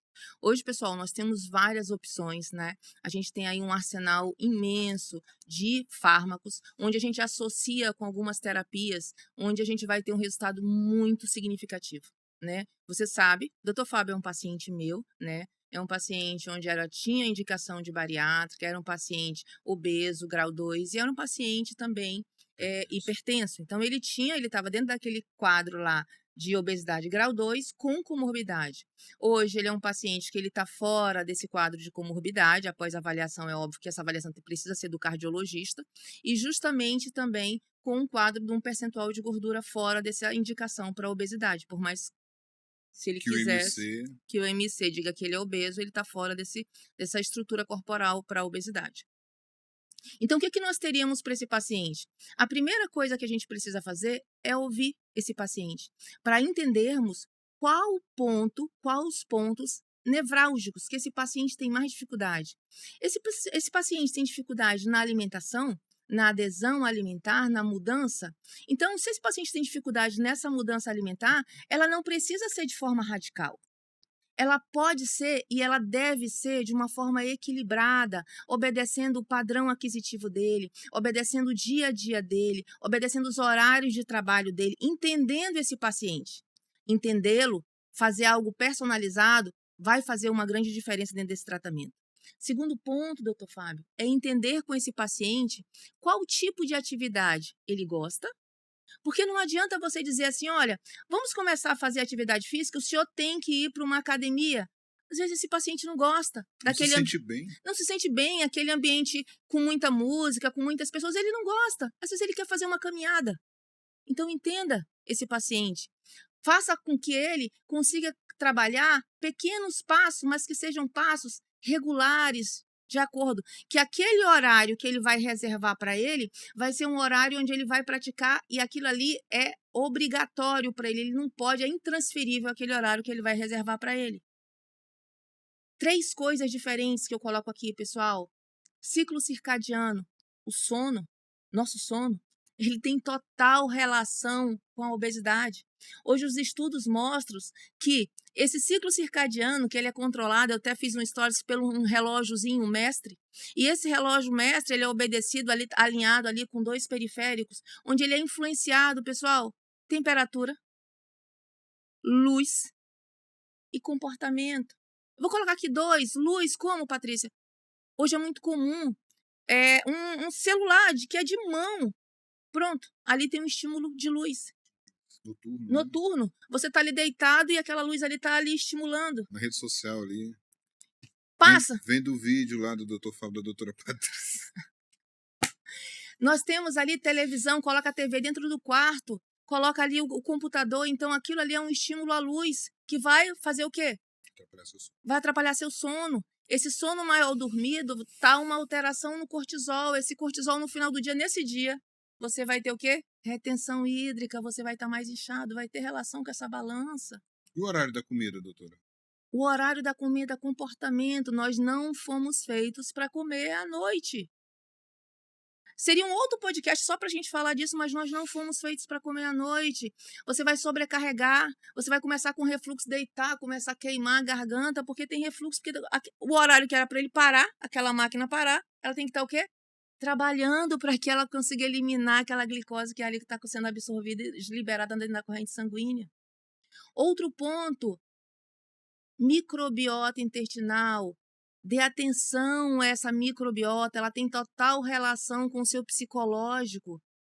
A microbiota intestinal, o seu intestino, ele ali se você colocar numa balança todas as células do seu intestino e colocar todas as células do seu corpo, as células do seu intestino pesam mais. Porque aqui é todo um ecossistema que tem aqui. E quando você não dorme direito, quando você escolhe o que você vai comer, industrializados, saturados, né? Frituras, né? Eu vou colocar, seria um outro podcast só para a gente falar de alimentação. Quando você come fora do horário, pode ter certeza, o que vai acontecer? Isso aqui vai alterar essa microbiota. Imagina uma mangueira que você coloca. Tem uma outra coisa que eu vou pontuar aqui. Muitas vezes, pessoal, você não sabe que você tem intolerância alimentar. Vocês sabiam que a intolerância alimentar não é só diarreia? Intolerância alimentar, ela pode dar dor de cabeça. Intolerância alimentar, ela pode dar depressão. Intolerância alimentar, ela pode dar distensão abdominal. Alergias, dermatites, acnes, dores articulares. Às vezes as pessoas pensam que estão com fibromialgia, elas estão cheias de dores por conta que é um processo inflamatório. Eu vou fazer aqui uma analogia. Coloque 2 maçãs ou 2 bananas dentro de uma mangueira. Feche ali por uma semana. Abram depois. Me digam como é que vai estar. Nosso intestino é um tubo. E se aquele alimento ele para ali, ele demora para ser metabolizado, aquilo ali vai ter uma agregação, uma vinda de muitos micro-organismos, que aquilo ali não vai ser muitas vezes, ela vai ser um processo ali, muitas vezes inflamatório, que não vai realmente... Essa questão da microbiologia, obesidade, é tão interessante. Muito. Eles não conseguiram ainda, os últimos estudos eles não tinham conseguido fazer em seres humanos, né? Mas eles fizeram já em laboratório, transplante de microbiotas em ratos obesos e ratos magros. Quando você pega a microbiota de um rato obeso, né? Foi a senhora que me apresentou Sim. esse estudo, né? Quando você pega a microbiota de um rato obeso e coloca num rato magro, esse rato magro engorda. Sim. Esse rato magro, isso é um negócio interessantíssimo. Interessantíssimo, porque a Interessantíssimo. microbiota intestinal ela é totalmente relacionada. Então a gente não sabe se provavelmente a desbiose intestinal ela vem antes da obesidade. Eu já vou pontuar aqui. E aí o meu terceiro ponto, só para mim não perder o raciocínio, meu terceiro ponto, pessoal, é o psicológico. Porque muitas vezes essa pessoa, ela come de forma desordenada, de forma sem pensar, pelo quê? Cunho emocional. Quem nunca passou por um dia estressante, o chefe ali, ó, ou tem um baita de um problema, um problema familiar, um problema de saúde, e você chega no final do dia, tá cansado, chega, parece estar carregando um caminhão aqui nas costas, e você vem pelo trânsito, vem ali dirigindo, e você pensa em comer, chegar e comer o quê, doutor Fábio? Um prato de brócolis cozidos? Não, você não pensa em comer um prato de brócolis cozido. Você pensa em comer algum alimento rico em açúcar, glutamato, palmitato. Por conta que esses alimentos, eles estimulam a liberação de neurotransmissores. Neurotransmissores como dopamina, serotonina, endorfina, onde a gente libera esses neurotransmissores através de algumas ações, como sexo, atividade física. Por isso que quando você faz atividade física, depois de alguns minutos, relaxado, sensação de prazer. Quando você faz compras, você também libera neurotransmissores. Quando você faz uso de drogas ilícitas e não ilícitas. E o que é mais fácil? Comer. Comer é uma ação que você libera neurotransmissores que te traz o quê? Bem-estar. Bem-estar, prazer. Então, quando a gente aborda esse paciente como um todo, primeiramente ouvindo esse paciente, associando a ele algumas fármacos, terapias, tá? Porque hoje a gente tem aí um arsenal que justamente, olha como é interessante, hoje a indústria, ela estuda o bariátrico.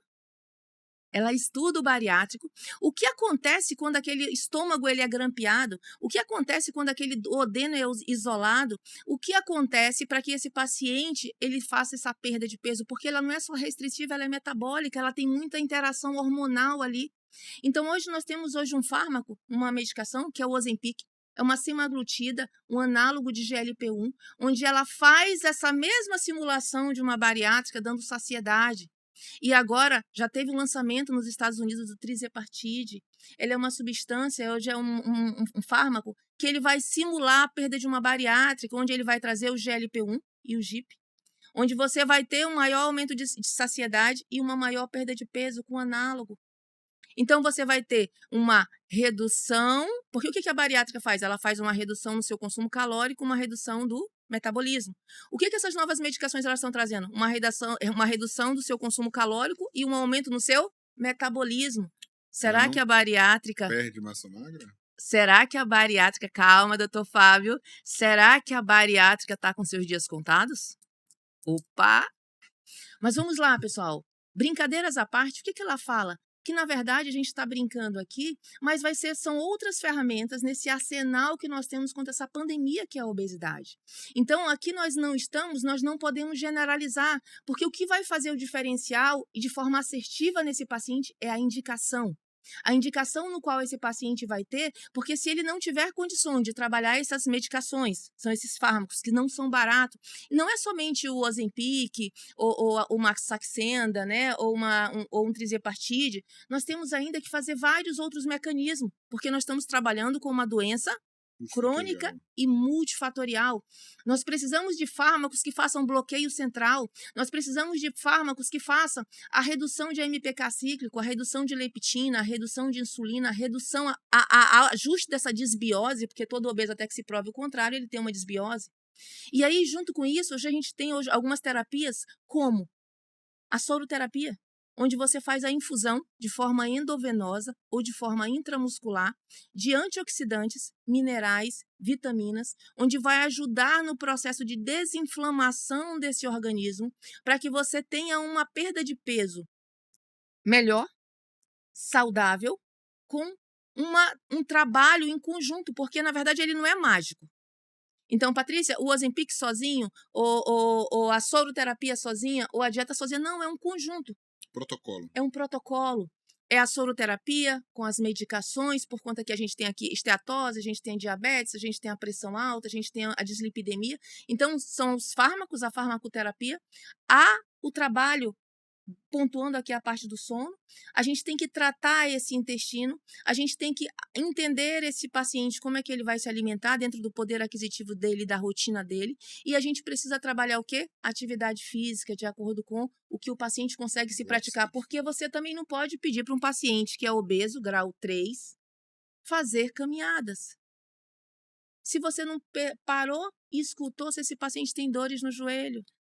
É muito complicado essa questão e a gente precisa realmente se colocar no lugar do A paciente. gente precisa se colocar no lugar do Veja bem, paciente. academia é dificilmente você vê um paciente com um perfil desse dentro da academia, porque ele não se sente bem lá. Academia você pega lá a mulher bem vestidinha, toda apertadinha, o cara malhado, com a roupa colada. Então não é um ambiente que um obeso mórbido se sente bem. Como é que você vai pedir para esse cara ir para academia? Ele vai 1, 2, 3 vezes, daqui a pouco ele vai estar se olhando para lá e para cá e não vai se sentir bem. Ou ele pode querer ir também. Ele pode Sim, também? Não, ele pode querer ir. pode. Então, a melhor coisa a se É o fazer que ele gosta. é o que ele gosta. Mas sempre entender também, porque às vezes a gente bate muito em algumas teclas, manda o cara caminhar, que a senhora falou. O cara caminha 10 minutos, o joelho dele tá parecendo um pé de sapo, E- um pé de elefante, entendeu? Então é complicado isso pro paciente. entenda que é uma doença complexa. E aqui, o grande ponto que eu levo para vocês observarem, como é uma doença complexa, ela não tem um medicamento mágico, ela não tem um tratamento mágico, ela não tem um médico que é mágico. Ela tem um conjunto de fatores que eles precisam ser abordados de forma individual, de acordo com cada paciente, e ser conduzido de acordo com a sua necessidade. Lembrar que é uma doença multifatorial. Se é uma doença multifatorial, ela precisa ser abordada por múltiplas frentes. Múltiplas frentes. Tá? Não adianta simplesmente eu usar o análogo do GLP-1 achando que eu vou ter um resultado. Né? Se eu posso associar outras coisas. Não adianta eu fazer só a cirurgia bariátrica se eu não tiver uma mudança comportamental desse paciente. Sim, sim. Então, assim, é muito complexo. Realmente é uma doença muito Sim, complexa. sim. E precisa dessa avaliação multifatorial individualizada, né, doutora Patrícia? Individualizada. Porque isso é uma coisa também que não tem receita de bolo, né? É. Não existe receita de bolo. A gente precisa individualizar cada paciente para ver cada necessidade que ele precisa. E entender se esse é o momento que o paciente está disposto a trabalhar com isso. A gente precisa entender se é o momento que você está disposto a fazer, porque o primeiro passo nós só vamos conduzi-los. Quem vai fazer é você. Você precisa tomar a medicação no horário correto. Você precisa estar disposto a fazer. Só que aí você precisa, na verdade, assim, a gente precisa alinhar a expectativa, porque Sim. esse paciente, é bom lembrar que quando esse paciente ele opera, ele tem aqui um intervalo aqui de 1 ano e 6 meses para que ele consiga fazer a redução desse peso que ele tem, para estabilizar esse organismo, para o organismo entender o que está acontecendo. Assim também, nós não vamos pegar um paciente que pesa 50 quilos e ele vai perder 50 quilos em 3 meses. Isso me fez lembrar uma paciente que eu mandei para a senhora. Ah, Não vou citar nomes, obviamente, mas ela tinha um controle de peso na bioimpedância de quase 80 quilos, uma senhora de 64 anos de idade, que eu pedi para a senhora, ela veio comigo para sim. fazer a cirurgia bariátrica, Hoje cheia ela já de tem 65. comorbidade, Sim. e eu pedi para ela, eu falei assim, Ela operou? não. Falei, dona fulana, a senhora vá lá com a doutora Patrícia, porque do jeito que a senhora tá, o risco da cirurgia é muito grande. Então, eu preciso que a senhora perca aí 15, entre 10% e 15% para que a gente consiga fazer uma cirurgia mais Sim. segura. E diga-se de passagem, eu lembrei agora, doutor, cadê minha paciente? Essa paciente, ela tá com quase 5 meses de tratamento, tá? É uma paciente super querida que você sabe o que eu tô falando, não sei se você vai saber, mas é uma paciente super querida. Um dia talvez ainda chame ela aqui para um podcast, porque, gente, ela tem 65 anos, 4 meses e meio, essa senhora que não conseguia nem fazer caminhadas. Não, que Ela eu não tinha condições de fazer cirurgia bariátrica. não tinha condições de fazer cirurgia bariátrica devido ao estado inflamatório dela, descompensado.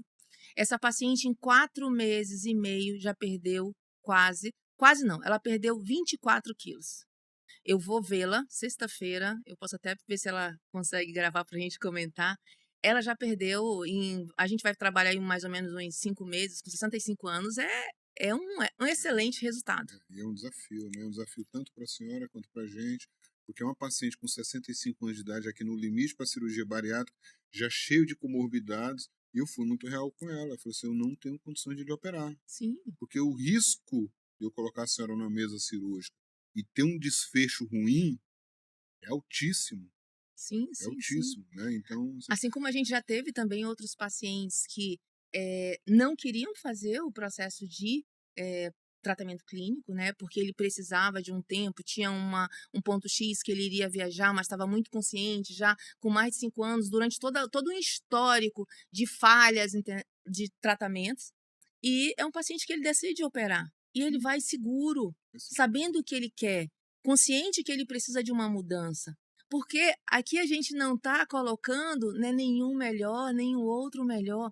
Mas qual é o melhor? Qual é a melhor escolha? Qual é a melhor ferramenta que você vai para ajudar a você, conduzir esse paciente? Para você, qual seria o melhor tratamento? doutora, só mais um outro pontozinho aqui sobre essas novas estratégias de tratamento que a senhora falou, das medicações, Sim, que a senhora falou aí desse todo do paciente, mas que existe os injetáveis, existe essa medicação nova para sim. GLP-1. E o que eu vejo o pessoal comentar muito, e os implantes hormonais? Como é que são esses implantes para emagrecimento? Tá. O que a senhora tem a falar? Dos implantes, de uma maneira. Que eu sei que os implantes não são só implantes de hormônios. Existe implante de hormônios e implante não hormonais. Os Mas o que a hormonais. senhora tem a falar para a gente dos implantes para o emagrecimento? Tá.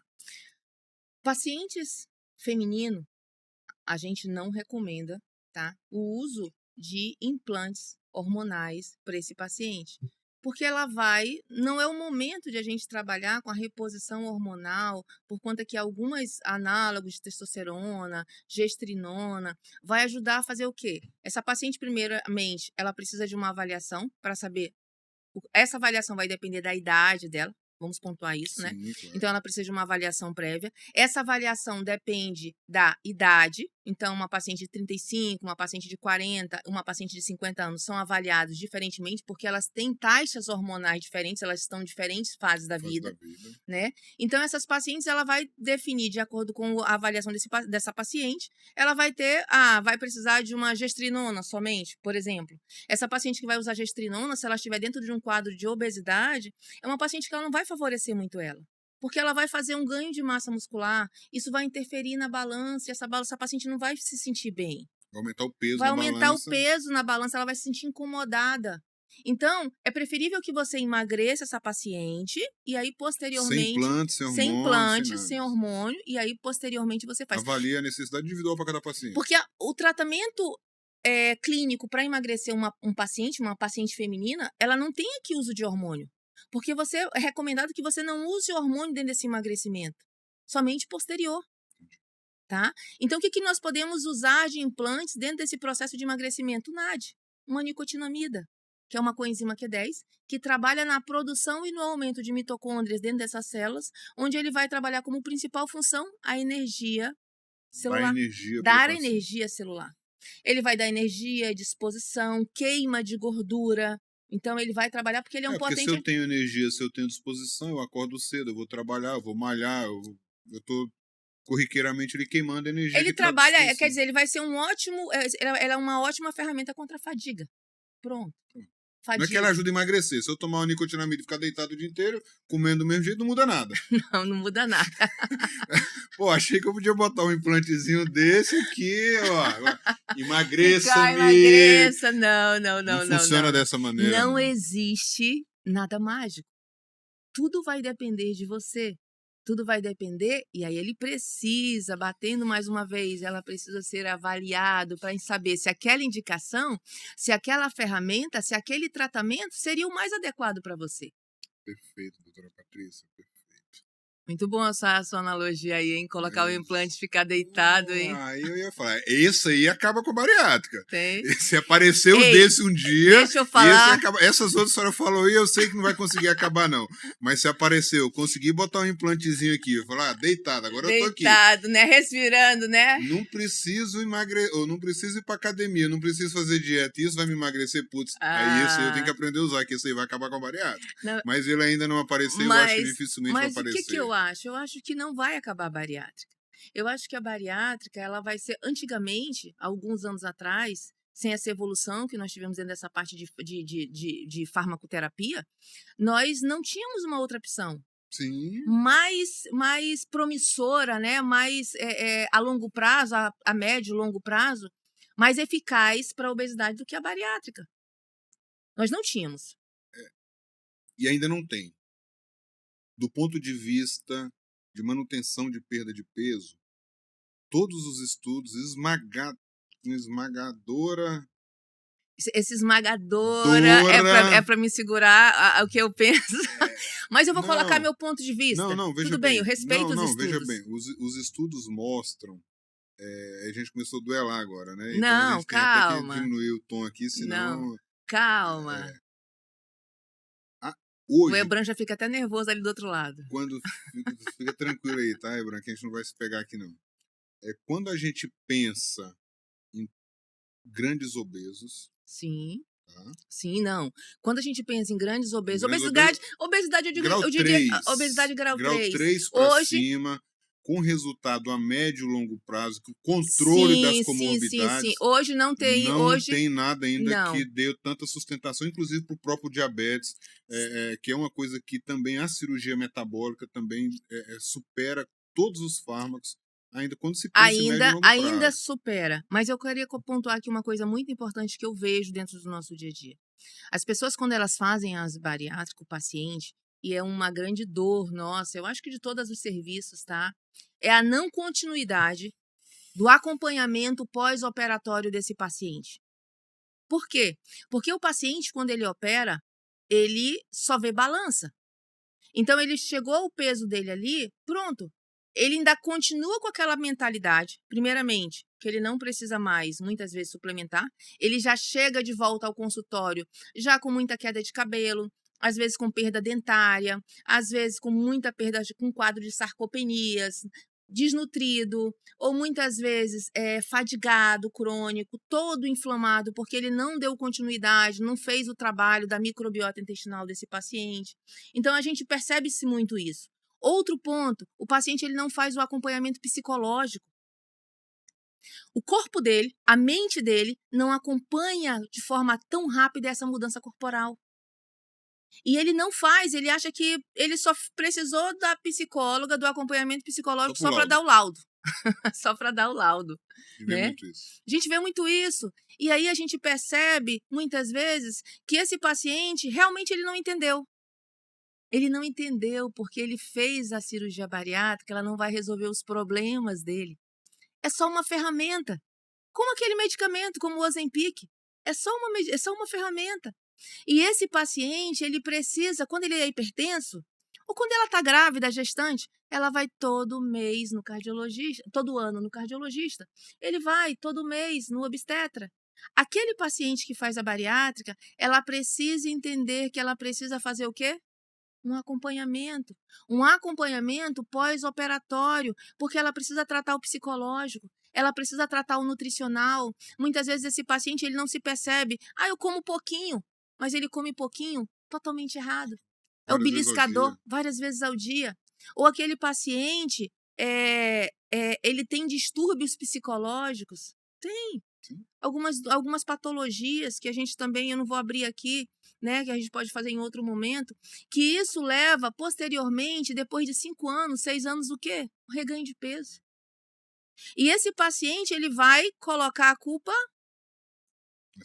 na cirurgia. Mas não, é porque ele não fez a parte dele, ele não fez o acompanhamento pós-operatório. Assim também está dentro de um paciente que faz o tratamento clínico, ele precisa estar preparado, que ele precisa saber que daqui até aqui tem todo um percurso que ele precisa percorrer. Dentro desse percurso do tratamento clínico, tá as medicações, o investimento que ele vai fazer, tá as idas ao consultório, tá o preparo de reservar um horário para praticar atividade física, tá no trabalho de saber que ele precisa equilibrar. Pessoal, é equilibrar, não é restringir. Equilibrar é você saber que sim, você pode se permitir. Você pode se permitir, mas não é permitir hoje eu como sushi, amanhã eu me permito comer um sanduíche, depois eu me permito comer uma lasanha, Pizza, depois eu uma me... picanha, Não, não, não, feijoada. não. Eu tô abrindo permissão todo dia, né? Ou simplesmente eu começo, sextou, aí começa o happy hour. Quintou. Não, sextou. Sextou, aí eu começo. Sexta, sábado e domingo. O seu final de semana, ele corresponde a 30% da sua semana. Não vai. Não vai, você alinha uma expectativa que você quer isso, mas você não... Em 30% das vezes você não cumpre o que tem que ser feito. Se você tem um negócio, basta você pensar. Saia da linha do seu negócio em 30% das vezes. Vai dar certo? Não vai dar vai. certo. E a nossa saúde É uma conta. E a nossa saúde é um negócio. É um negócio. Assim, doutora, das grandes vantagens Sim. que eu tenho percebido, que eu acompanho muito bem seu trabalho. Obrigada. E admiro, diga-se de passagem. Obrigada, também admiro o senhor. Que eu vejo no seu trabalho é esse acompanhamento mais de perto. Sim, sim. Com o paciente, tá? Que isso é uma coisa que, inclusive, eu tenho trazido para minha realidade. Uhum. Por quê? Porque quando você tem um paciente mais perto dele, quando você está mais perto desse paciente, a educação no sentido de cultura, né? De aprender o que tem que ser feito. Porque talvez esse seja uma das grandes vantagens do tratamento clínico que a senhora pratica hoje, porque a senhora vai ensinando o paciente. E a senhora acaba tendo mais tempo perto desse paciente. Sim. E isso faz que, ao final de uma jornada de 6 meses, quantas vezes esse paciente sentou na sua frente? E outra coisa... Né? E quantas vezes a senhora teve a oportunidade de ensinar para ele? Na minha realidade, se eu for pegar um paciente da primeira consulta, se eu for levar o pé da letra, um paciente da primeira consulta comigo... Até o dia da cirurgia? Até o dia da cirurgia, uhum. 3 consultas, no máximo, essa é a minha realidade. É óbvio que ele vai passar com a equipe disciplinar. Sim, sim. Mas comigo, que sou a pessoa que a gente sabe que o cirurgião bariátrico, o médico do paciente, né? Assim como a senhora com os seus pacientes, eu com os meus pacientes, eu sou a pessoa que mais tem impacto no que vou falar para ele, no que vou ensinar para ele. E na hora que esse paciente passa só 3 vezes comigo ao longo de 60, 90 dias, isso é ruim. Sim. Isso é ruim. Tá? E se eu for esticar isso para mais 6 meses, ele vai passar uma semana depois da cirurgia, 1 mês e 6 meses. Mas a gente pode resolver, assim, só no nosso serviço. Pode? Manda seus pacientes passar 6 meses comigo antes da cirurgia. Não precisa. Não precisa disso, senão não vou operar ninguém. Mas eu aprendo com a senhora, o que a senhora faz, e eu tenho aplicado muito isso com os meus pacientes. Sabe por quê? Porque uma das coisas que mais me incomoda, e é esse um dos motivos pelo qual eu estou abrindo esse podcast, é trabalhar a performance do paciente além do centro cirúrgico. Por isso o nome é performance. Além do centro cirúrgico. Não, eu achei genial.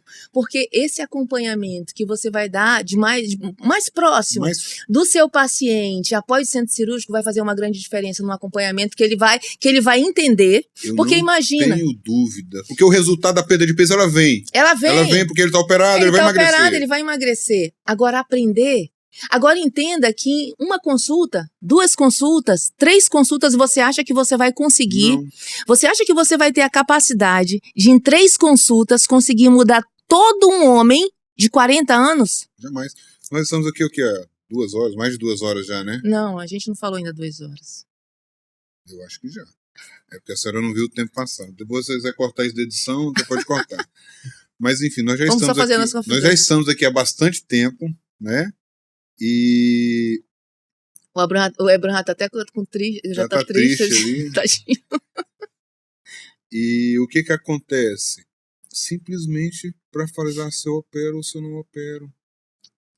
Você tá entendendo? Sim. Então, assim, é muito amplo. Então, a senhora acha que em 40 minutos de uma consulta, que a maioria das consultas... Sim, 30, 40 minutos. 30, 40 minutos a gente demora numa consulta de um paciente. A senhora vai conseguir explicar tudo isso? Eu tô aqui em 2 horas para poder conseguir tentar passar passar alguma informação para o paciente, se opera ou se não opera, deixar isso claro na cabeça dele. Mas eu acho que é o que você falou, o canal que a gente abriu aqui do podcast é justamente para também levar para ele mais um meio de informação, mais um meio. Para que ele já chegue já mais bem preparado, não só para a nossa equipe, mas para qualquer outra equipe.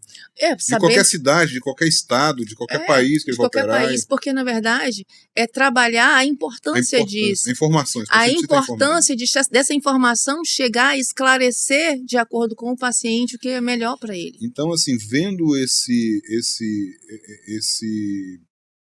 essa performance ruim do paciente, depois que eu vejo muita performance ruim de paciente no pós-operatório, performance, pessoal, o que é performance? A performance no trabalho, performance na família, Sim. performance na atividade física, performance na vida, de uma maneira Sim. geral. Quando a gente fala performance, o propósito é esse, né? É a saúde do paciente. E a gente vê, muitas vezes, um paciente que faz a cirurgia bariátrica e, às vezes, ele chega no consultório comigo ali com 60, 90 dias de operado, com energia lá embaixo, realmente performando ruim no trabalho, performando ruim na família, performando ruim com sua parceira. Você está entendendo? Isso me incomoda. Isso me incomoda. Me incomoda. Realmente é uma coisa que me incomoda. Porque ele vai perder peso? Vai. Mas como é que ele vai performar depois dessa cirurgia? Então eu preciso fazer com que ele performe bem. Porque eu quero todos vocês que são meus pacientes operados, performando bem em todos as frentes das vidas de vocês. E esse é o nosso propósito. Mas saiba que para performar bem, você precisa trabalhar alguns mecanismos. E muitas vezes utilizar, fazer mão, né, pegar como, né, meio as suplementações. Ela é super importante. Então a gente tem que abrir esse conhecimento, porque as pessoas abrem a mente, que suplementação não é medicação. Suplementação é uma reposição necessária que muitas vezes seu organismo, a maioria das vezes ele já produz alguns suplementos, aminoácidos, né, os essenciais, então os não essenciais, né, então vitaminas, então nosso organismo ele precisa daquelas substâncias, das vitaminas, aminoácidos, nesses nutrientes, e muitas vezes nós não conseguimos adquirir eles através da alimentação. A gente vai precisar o quê? Suplementar. Simples, suplementar, onde você consegue até com uma receita, sem receita médica, mas não é isso que é para fazer sem receita médica. Porque você precisa saber o quê? A dose, como tomar, em que momento tomar. Em que momento tomar, em que hora tomar. Então, assim, tem muita coisa que dá para melhorar, sim, a qualidade de vida de um paciente pós-operatório, além do centro cirúrgico. Sim, sim. Porque dentro do centro cirúrgico, o que é feito lá, todo mundo faz. Eu já falei isso a você. Sim. Eu sei que todo cirurgião bem formado, e aqui no nosso estado nós temos vários cirurgiões muito bem formados que fazem tão bem quanto eu, até melhor do que eu, o que eu faço, né? Mas eu preciso ter um olhar a mais, e esse é o meu propósito. Sim. Eu quero esse olhar a mais, e isso eu devo, doutora Patrícia, à senhora. Isso eu devo à senhora por quê? Porque foi você que me abriu para isso. Você que abriu a minha visão para esse olhar a mais com o seu paciente. Tá? Porque na hora que eu tenho esse olhar a mais com ele, eu estou fazendo um pouquinho a mais do que eu deveria fazer. E quando a gente faz um pouquinho a mais do que deve fazer, a recompensa vem. Ela vem. É recompensa em todos os sentidos da vida. Tá? Porque você está dando um pouco a mais do que você deveria dar. Sim. E isso que a gente faz aqui também hoje, nós estamos dando para os nossos pacientes um pouco a mais do que a gente deveria dar. Sim, sim.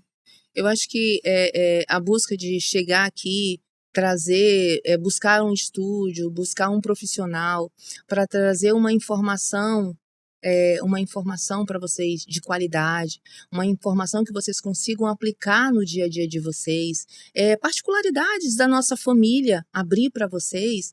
Isso é para justamente a gente conseguir levar a vocês informações que possam ajudá-los no dia a dia. E essa forma, esse projeto que a gente traz, é um presente. É um presente porque a gente se preocupa. Não é só dentro, eu sempre comento com o Fábio, que ele acabou de falar, eu falo, Fábio, se a gente não fizer um pouquinho a mais do que a gente faz, do que todo mundo faz, a gente não vai fazer o diferente. E nessa vida, nós viemos para ajudar. Nessa vida, nós viemos para facilitar. E quando eu venho aqui, eu reservo um tempo do meu dia, da minha semana, para dividir com vocês conhecimentos, porque eu aprendo muito com vocês. Eu aprendo muito, todos os dias eu aprendo com cada paciente meu. E para mim, o meu consultório, você sabe, é uma terapia. Para mim é uma terapia. Muitas vezes, primeiro é que eu trabalho em um horário já determinado ali, eu trabalho um período por dia, ao dia, ou de manhã ou de tarde. E aquele horário eu me dedico exclusivo ao meu paciente. Então esse acompanhamento que o Dr. Fábio fala, onde a gente está desenhando ele, é óbvio que ele ainda está, os pacientes que fazem esse acompanhamento comigo, eles estão em adaptação, porque é um projeto que hoje não tem ainda esse acompanhamento. Em construção, né?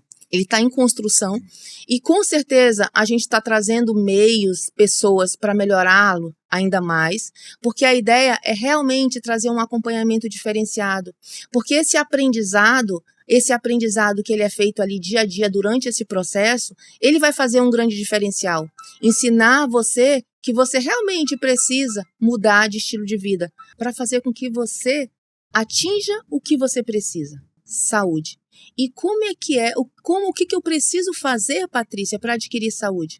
Saúde, a definição ela é um estado de bem-estar e qualidade de vida. E o que eu preciso para adquirir qualidade de vida e bem-estar? Você precisa trabalhar, olha só a dica, uma alimentação equilibrada, atividade física regular, sono controlado, ciclo circadiano, trabalhar a escolha dos seus alimentos, trabalhar esse intestino, as suas evacuações, o consumo de água, o consumo de fibra, tá? Você precisa trabalhar o seu psicológico. Se entenda, escute, pare, pense. Quando você trabalha isso tudo, junto com o seu lado financeiro, aí sim é a definição de saúde. E eu sei que é o que você busca, porque sem saúde, saúde é o nosso maior bem. E sem saúde, nós não conseguimos nada. Eu sempre digo, vou fazer uma analogia com carro. Se eu falar para você que eu tenho esse carro aqui, olha aqui esse carro, lindo. Uma Land Rover? Não, uma Ferrari. Essa Ferrari, se eu moro aqui em Manaus, se eu disser que todos os postos da Djalma Batista, Constantino Neri, tem gasolina adulterada, seja ela álcool, diesel ou álcool, diesel ou gasolina, e tá misturada ali com água e com óleo, eu não vou passar lá porque eu não quero danificar a minha Ferrari. Eu não vou abastecer, eu vou abastecer lá no Zumbi. Mas eu não abasteço lá no Vieira Alves, nem na zona de Djalma Batista, nem na Constantino Neri. Porque eu tenho medo de danificar esse carro. Aí quando a gente fala para você, quando você vê na internet, olha, açúcar faz mal, olha, o glúten faz mal, a fritura, aquele óleo vegetal, quando ele entra ali em saturação, a fritura ali faz mal, os industrializados faz mal, multiprocessados faz mal.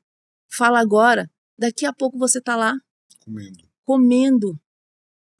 Às vezes eu paro e penso, foi uma das coisas que me parou e fez eu mudar para mim não tomar mais coca.